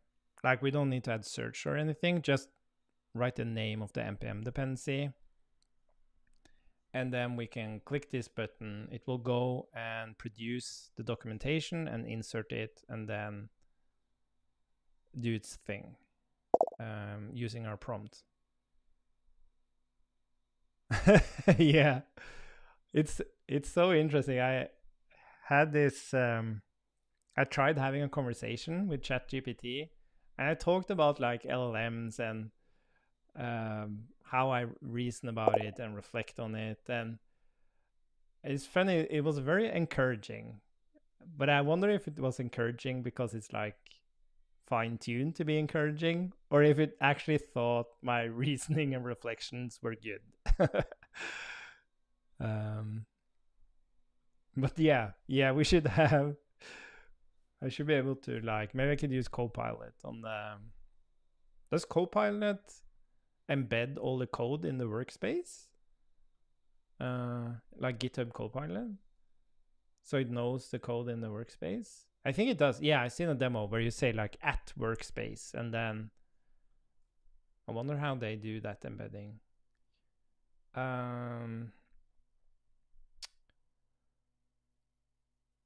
Okay, we're gonna give it a chance. We're gonna go to Code Sandbox and we're gonna try to find this endpoint and see if I can call it. I think we have it in our, yeah, thank you. I think we have it in our old repo. Where is our old repo? Oh, Code Sandbox client. Let's just jump into it. Or if isn't npm just open? You know what? Maybe we can create our own little thing. How do you registry URL? Yeah, so you have this thing. So you can go to HTTPS, and then I can go to like React states, right? And then I get, oh yeah. But can I go to a specific version? How does this work? Can I say latest? No. Can I do this? Yeah, I can do that. Okay, so this gives me, do I have pretty print? So here you can see you actually have types. So there are different fields to find the types, but we can like rely on this for now. And we can extend that as we use more packages. But this gives us, but you can also, I think you only get the compressed files, which kind of sucks. That's what I liked about our service. Now we're gonna see if we can find that service. Where did I go? Did I jump away from Code Sandbox again? Oh my god.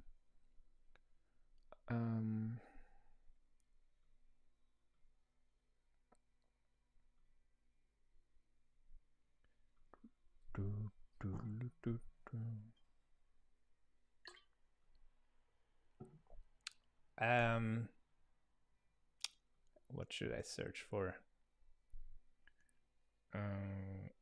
App source. I don't know even if it's in this part of the code base. I think, oh, it's coming back to me. We have something called a type fetcher. Types fetcher. Let me search higher up.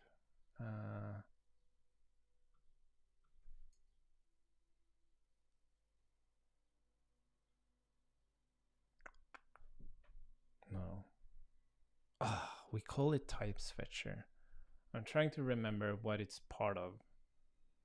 Like it's part of this. Is it even part of this? Isn't it? You know what? I think it's actually in our. Let's see. We have. Isn't it in here? Sampack core. Types.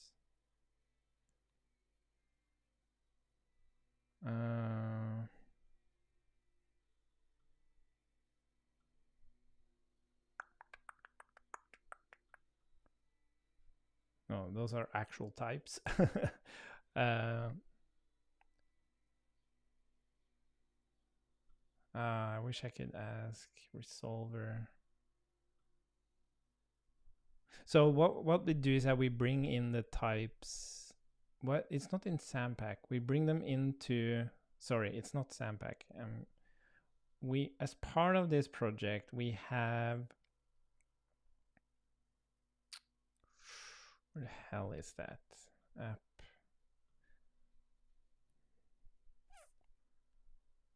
So we have this whole worker stuff. VS Code, yeah, extension host worker. And as part of that, we download workers, extension host worker. I think we do it in this worker. So the extension host is what runs that language server. And I'm pretty sure we have TS extension.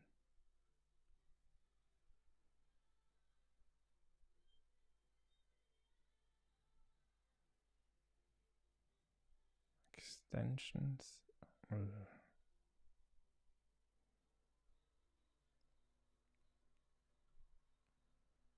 Mm-hmm. WebSocket LSP.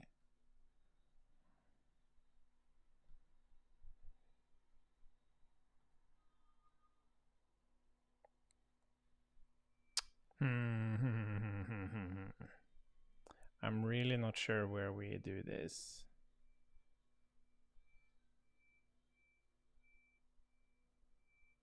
I remember working on this like way back when.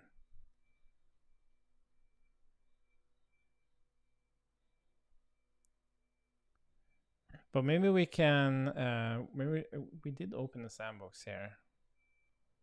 And we do have the typings. Maybe we can figure out here in network where it's grabbing the types from.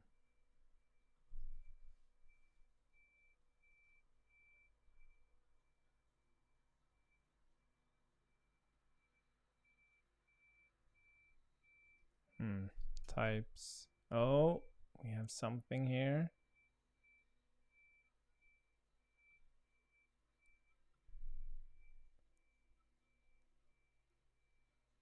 Oh, no, that's just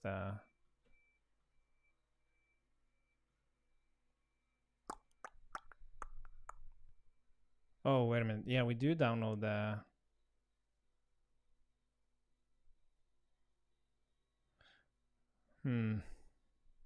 Okay, so maybe we can do that. We can download the tarball. Is that the term? And we can unpack it, and then we can get the types from there.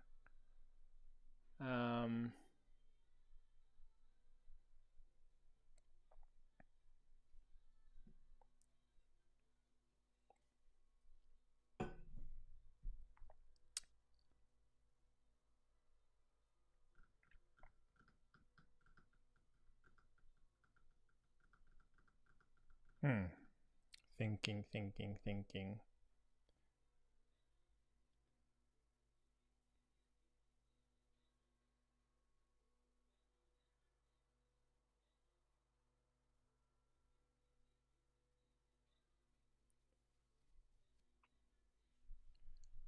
Let's see. Thinking.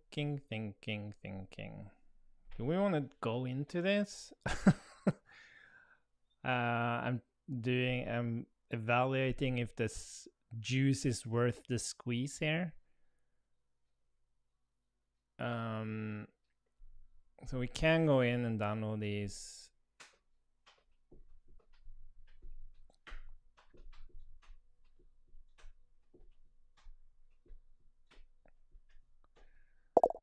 Tarballs. Like the alternative is using our existing TypeScript service, but it's very unlikely that's open. So that would be even harder to do, I think. So maybe we should just get at it. Like we have the URL that we need to use to download the tarball, because we can just open like the latest and then we get the version and then we know the tarball. And maybe it's even in the... Is it even in here? Yeah, you have the tarball URL in there. So what we can do is just download it, unpack it in the browser. We have the reference to the type, so we can read the file, send that to the LLM, do the query. The thing is, the thing that's discouraging to me is like it's going to take time. So it's already, I think it's already kind of too slow for this use case. And the reason I think it's too slow is because if you just click yeah.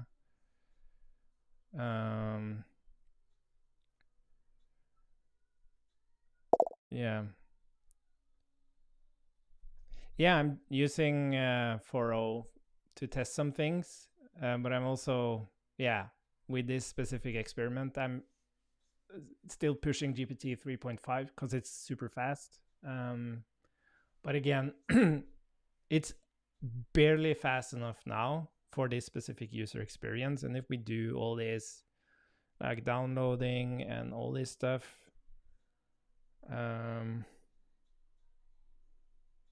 well, I did say we're going to cache it. Yeah. You know what? We're going to do this as like a test, but we're not going to cache anything. Or maybe we can do like a simple cache in local storage just for the proof of concept. Yeah, let's do that. Okay, so we're going to allow you to insert the name of a package. We're going to go and go to npm to figure out if there's some typings for it. Download the tarball, open the typings, generate a usage-based examples, and then include that in the prompt.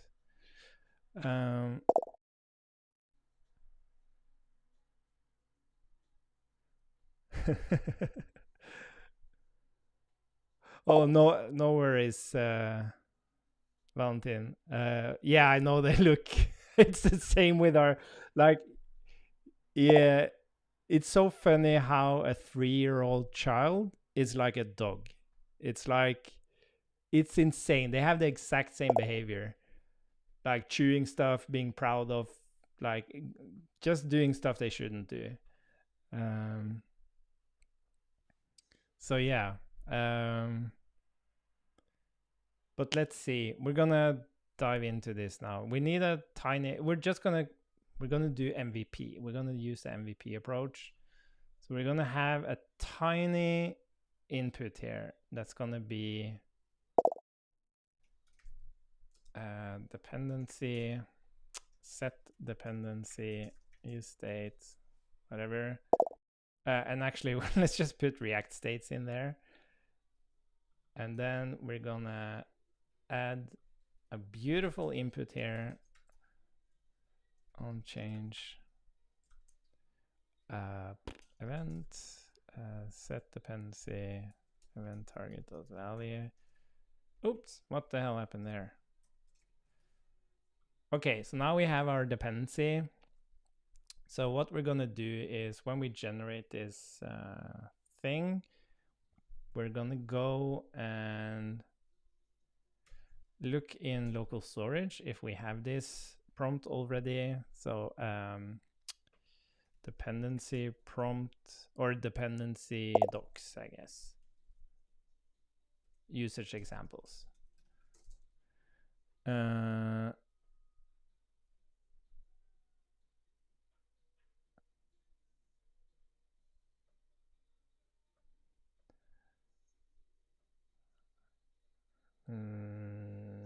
Dependency local storage get item. Let's call it usage examples plus dependency. And then if no dependency usage examples, if if dependency and no dependency usage examples, we're gonna do the thing. So let's work on that first.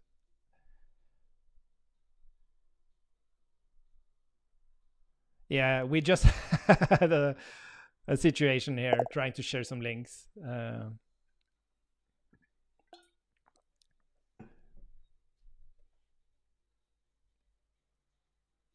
Let's see.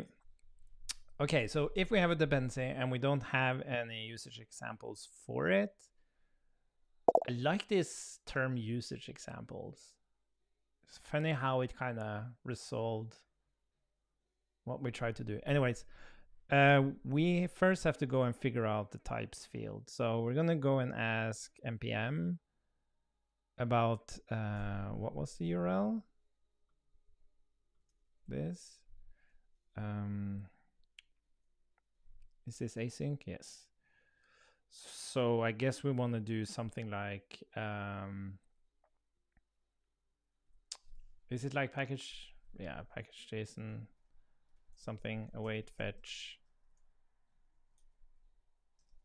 Oh, and then dependency, and then we're gonna actually res.json. Okay, so now we have, and now we need to figure out like const type path, types path would be package JSON dot types, and there's so many versions of this.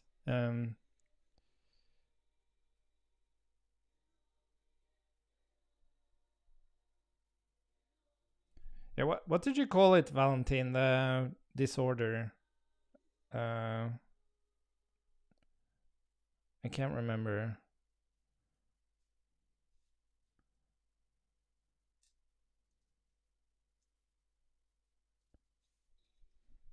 Let's see. Let's just go with this types path here, and let's see.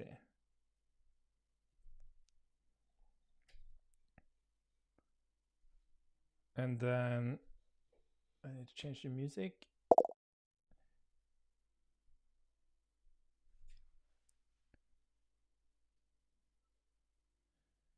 No, I meant that what's it called? DID, dissociative. What's it called? The condition. Dissociative.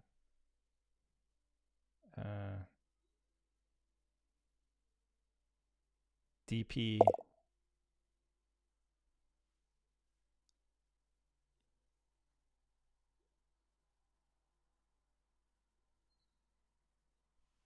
Let's see.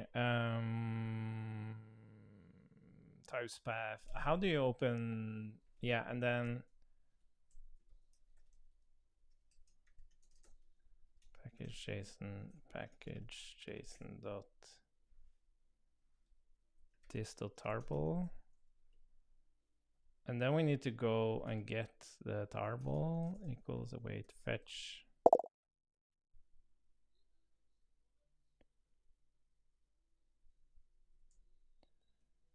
Let's see.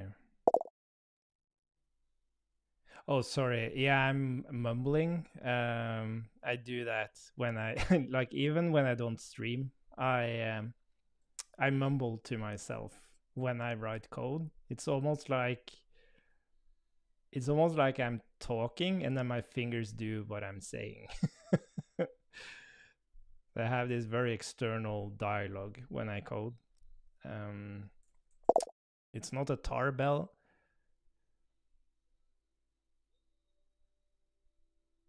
Tarball.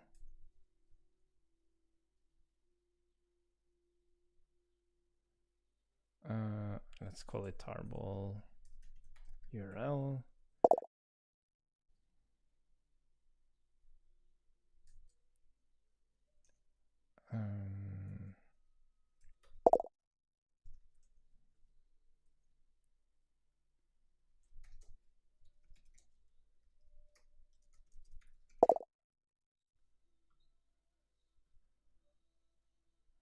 Fetch array buffer Paco.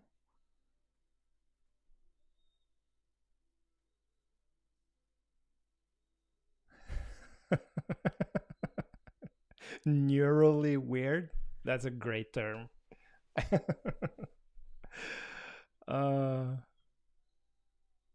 Okay, Paco, is this the thing? But fewer dependencies and perf improvement. Yeah. Tarball. Pipe through new decompression stream. Are these actual? Oh, this is interesting. I love this. I'm gonna copy this.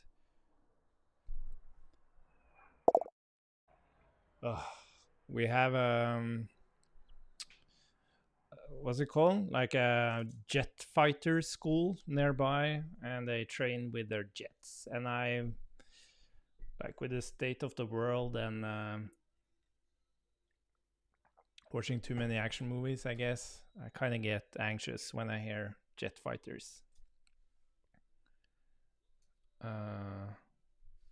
Let's see.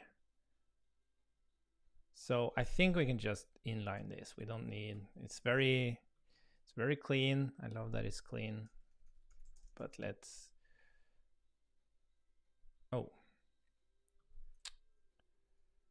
let's see. Let me just, sorry, I pasted that in the wrong place. Let's see, let's do this, and then this, and then this, and then let's go and inline these things.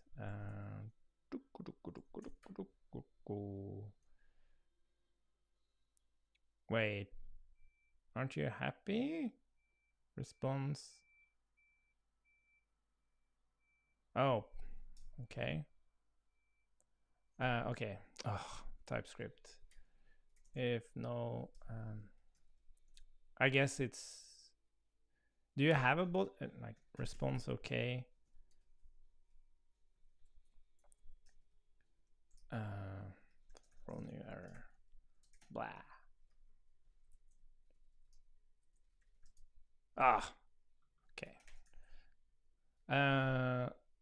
Cool. And then decompression thingy. Decompress stream. And then the blobster.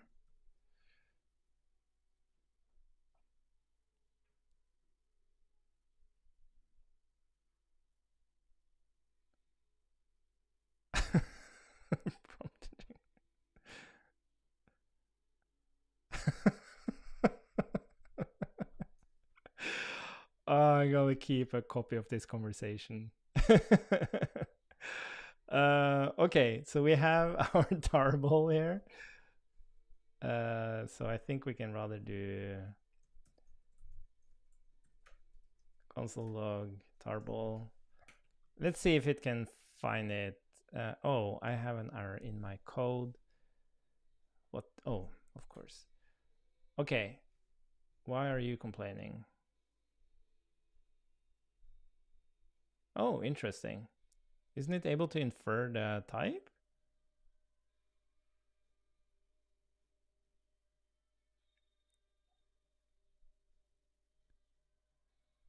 Like, shouldn't it be able to? So this returns pipe through, readable stream. I get the stream. I have my blob. Blobbity blob. And then read file. Oh.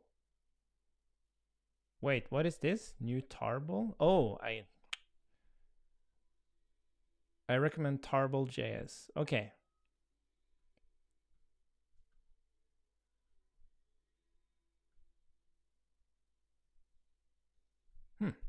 Okay, npm tarball.js.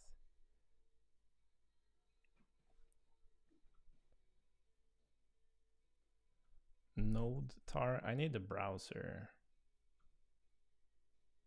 This creates. Was it this one? Where is it? JavaScript library to create or read tar files in the browser. Is this old? 12 years ago. npm tarball. Do you call it unzip?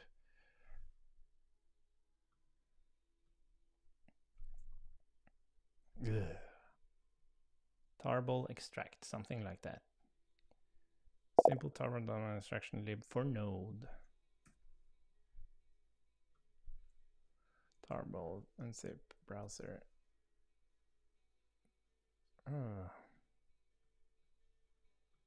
Wait, we were so close. What?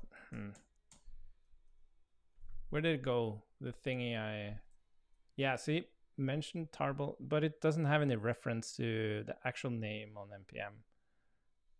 Or am I scrolling over it? Referred to for a better maintained version of this. Oh, interesting.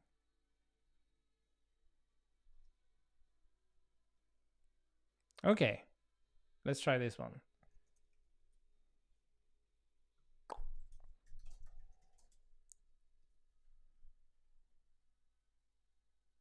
To read and write tar files. So I just need this, I guess. Tar reader. Oh, there we go. Tar reader. Did you find it? Oh, look at that. Oh, and then, oh, await tar reader. Oh, sorry. It's tar reader dot load blob. Cool. Okay, let's see if this works. I'm just making sure that we. Okay, let's see if this works.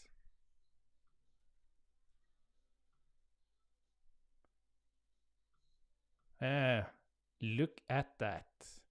Look at that. But how do I actually read the contents?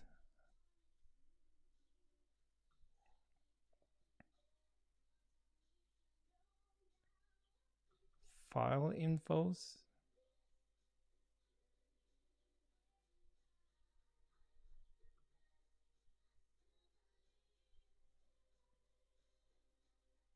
Oh, read file blob. Read. Okay, interesting.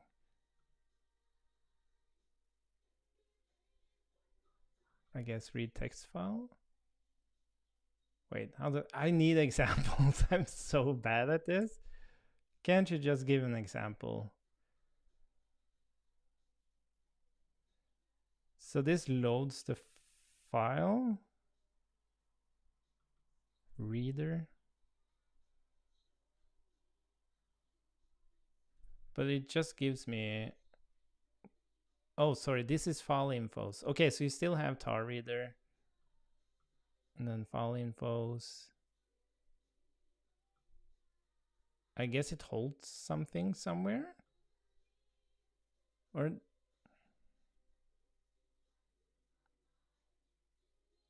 package.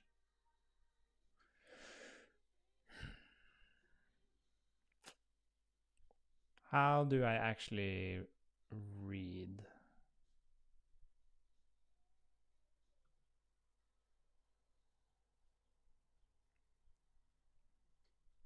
Tar reader. Get text file. Oh, there we go. So, oh, interesting. Okay, so file name would be, it was package. Package plus type. Oh, what was it? Type path? What did I call it? Types path. And I guess this is async. It isn't? Interesting.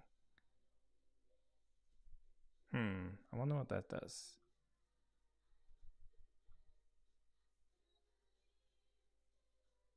Oh, as simple as that. Wow, it was fast. Oh, probably cached the dependency. Anyways, so now we have, I guess we can do then. What do we get? Yeah, what is this like? Reader, get text file, reader, and then type contents, types content, types contents, content, typed content. Okay, so we have our types content, and then what we're gonna do now is ask ChatGPT to give us some information or create the usage examples. And then we're going to store those usage examples in local storage so we don't have to generate them again. And the way we're going to do this is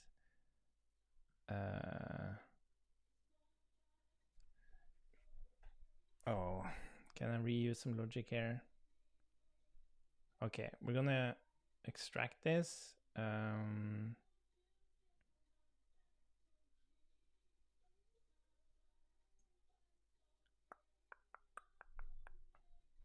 Okay, let's just extract this into to a send prompt.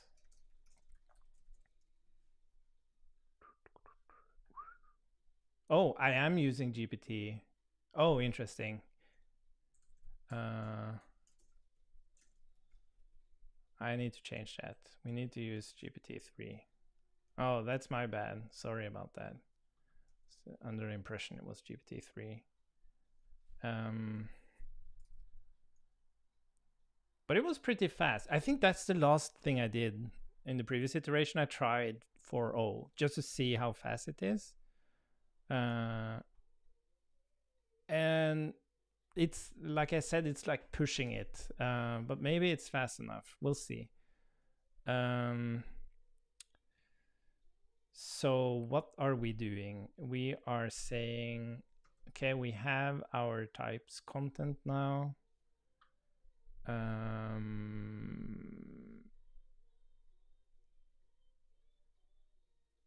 now we're going to send a prompt. Usage examples would be send prompt. And we have our little prompt here. Could you generate some JavaScript? Yeah, and we're scoping it to JavaScript now from the library called dependency. And then we should be able to just embed the actual types content. So now we should have our usage examples. So we're gonna shove this into local storage immediately. Or maybe we can look at them. Log. Or no, let's put them into local storage. Usage examples dot dependency. And then usage examples. Cool. So now we have our usage examples cached. And now let us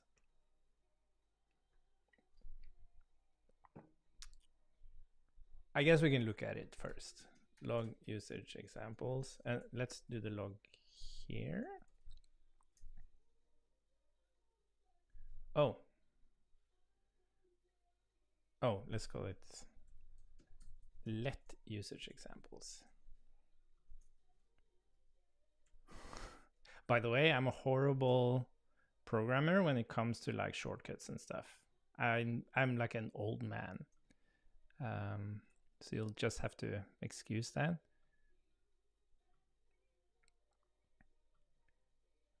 Okay, usage examples. Cool. I think that's it. I'm just gonna read a message from a colleague.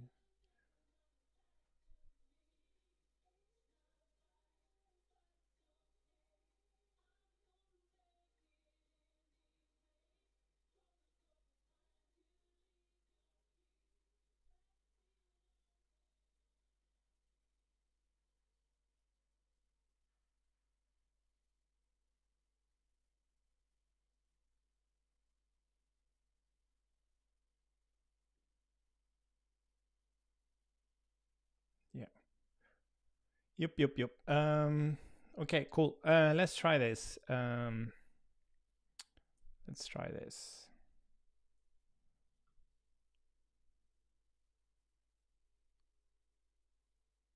Wait, must contain the word JSON?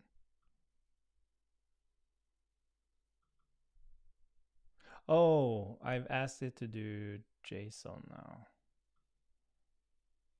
Yeah, but that shouldn't be. Yeah, this was a funny thing. Like I'm using this. Yeah,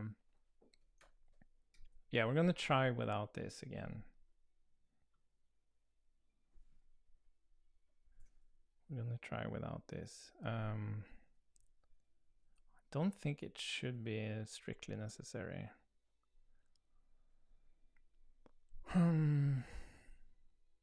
Here's some JavaScript.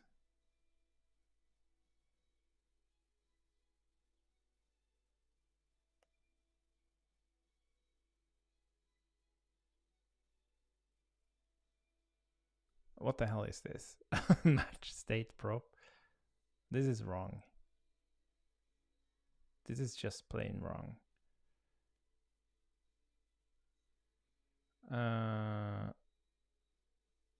This is not wrong.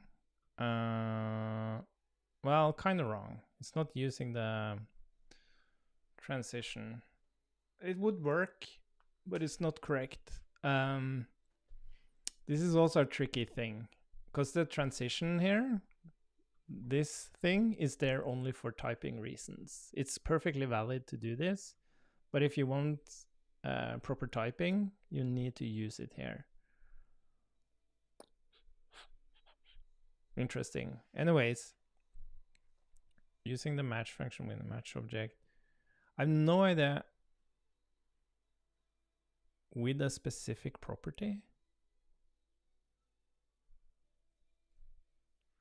Yeah, this is it's just making up stuff here. This wouldn't work. Yeah, interesting. But this is correct. Okay. So it's not the best documentation, but let's see what it does. Where were we? Okay. And let's do usage example. Yeah, and then we need to do yeah, so we're gonna have a single dependency now. So we're gonna add that to the prompt for dependency. So this would be like if we have a dependency, but yeah. Use the following usage examples.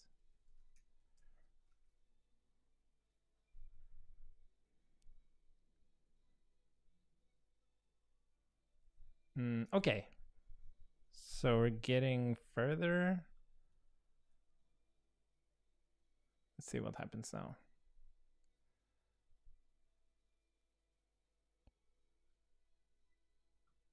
JSON 5. That's interesting. Like suddenly my JSON doesn't work. That annoys me. I thought I had like a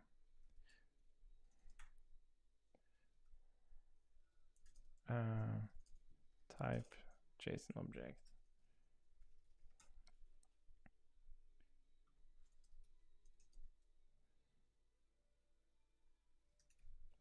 So let's do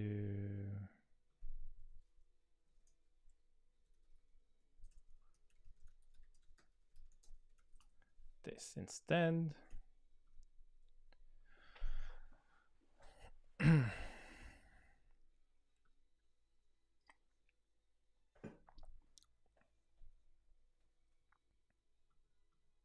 Well, it did generate it. Oh.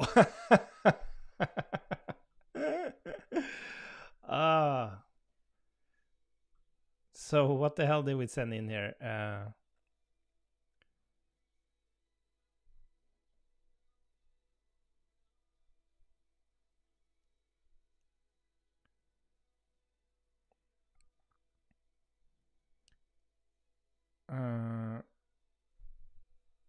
Okay, maybe we should just be like now we're all GPT 3.5 here. All the code.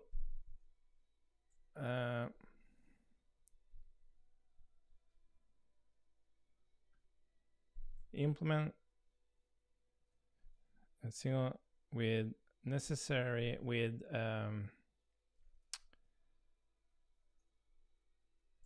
necessary dependencies, functionality, user interface, styling, management, logic, effect calls, etc. The code should be okay. I'm not sure how much that really helps, but let's see.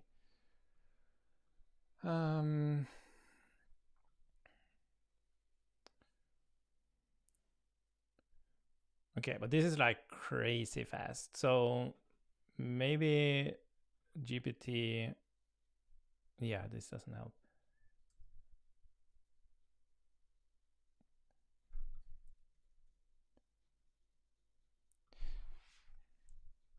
Use the following usage. Okay, let's do it. Documentation for the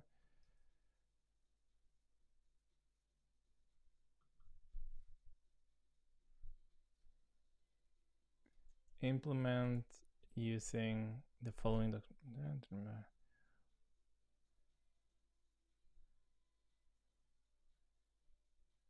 Okay. Maybe this is, yeah. Let's just keep going. We don't actually need to generate the sandbox. Let's just return here.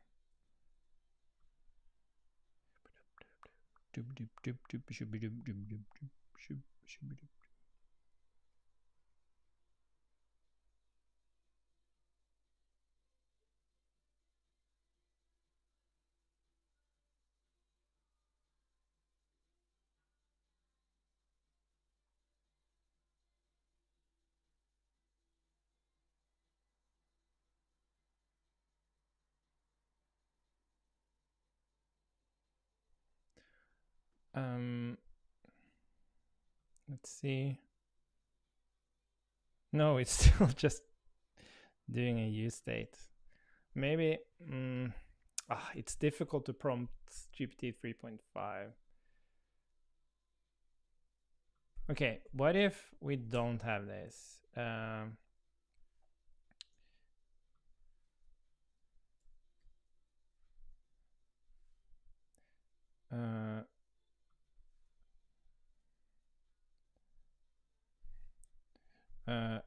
As a single React component, exported as default.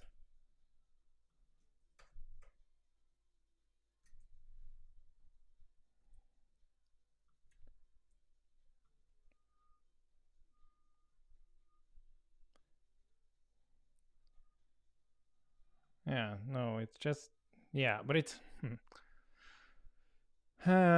implement using the following documentation for React states. Using the following dependency.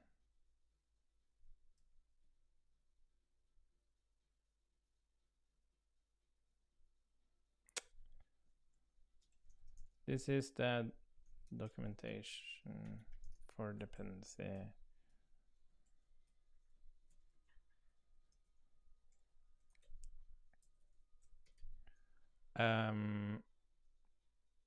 Use the dependency documentation to implement a single React component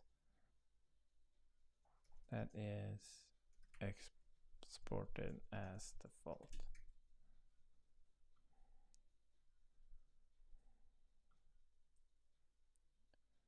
And here we don't even have the React documentation, right? So that's also interesting. I guess React won't change that much.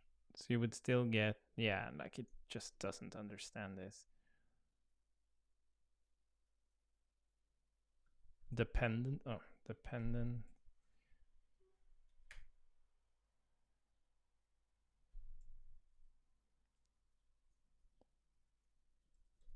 Documentation for the dependency to implement a single React component that is exported as default.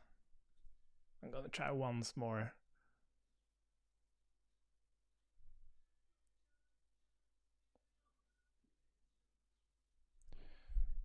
Just 2 seconds.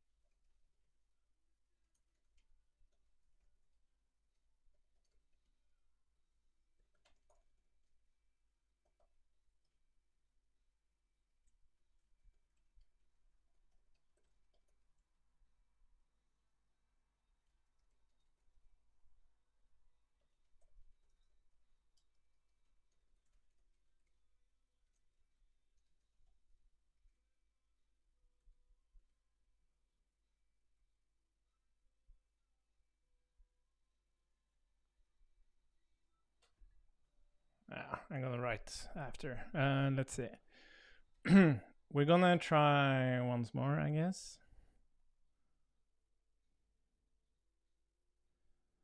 Yeah, so it just doesn't use the dependency. So we're gonna try. I'm gonna delete. I'm gonna. Where's my local storage? I'm gonna delete this, and then we're gonna try to use GPT.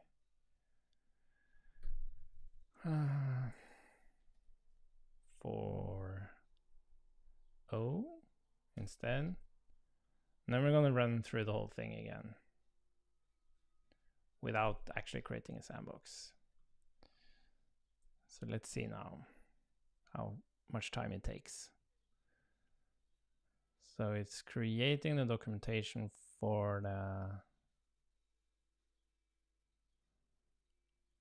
React states.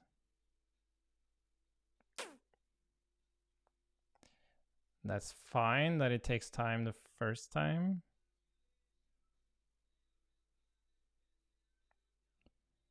And now it created actually valid code. Okay, so let's remove the return here, and let's imagine, like, did I add the cost of GPT? Yeah, this is the actual cost.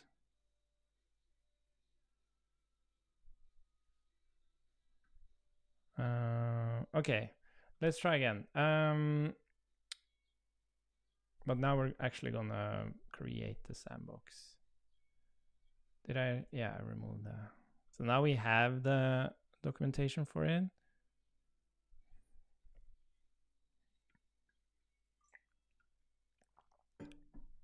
Wait. Didn't I? Oh, I didn't save it. Dagnag it.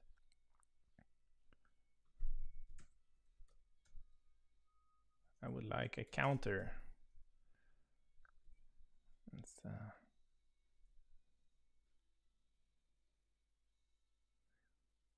This is interesting because, yeah, no, I'm stating in the prompt. Yeah.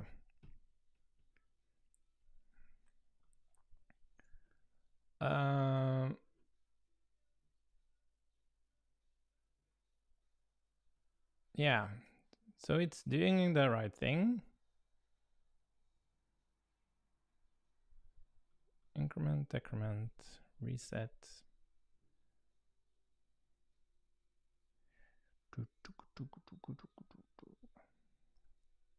Yeah, this is fine, right? It's doing what it's supposed to. It's able to use a new library. That's nice. Okay, and then we're gonna try.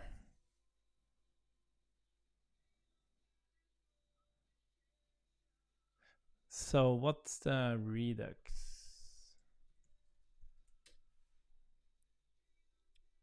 Pretty print. Does it use? Look at that. It does use that. So let's try now. See what happens. Like especially the cost of using Redux. But I can only see one console log for usage.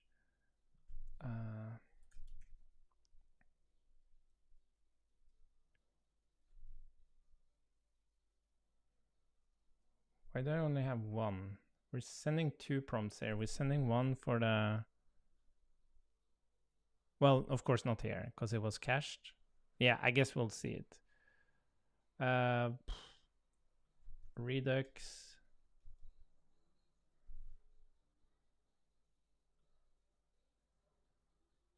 And it goes and grabs the package.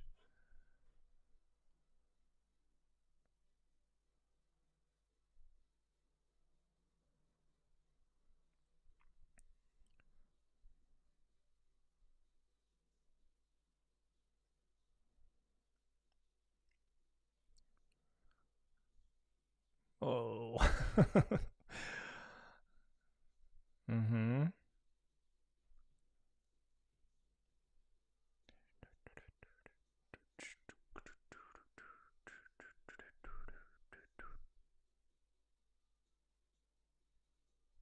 Oh, sorry.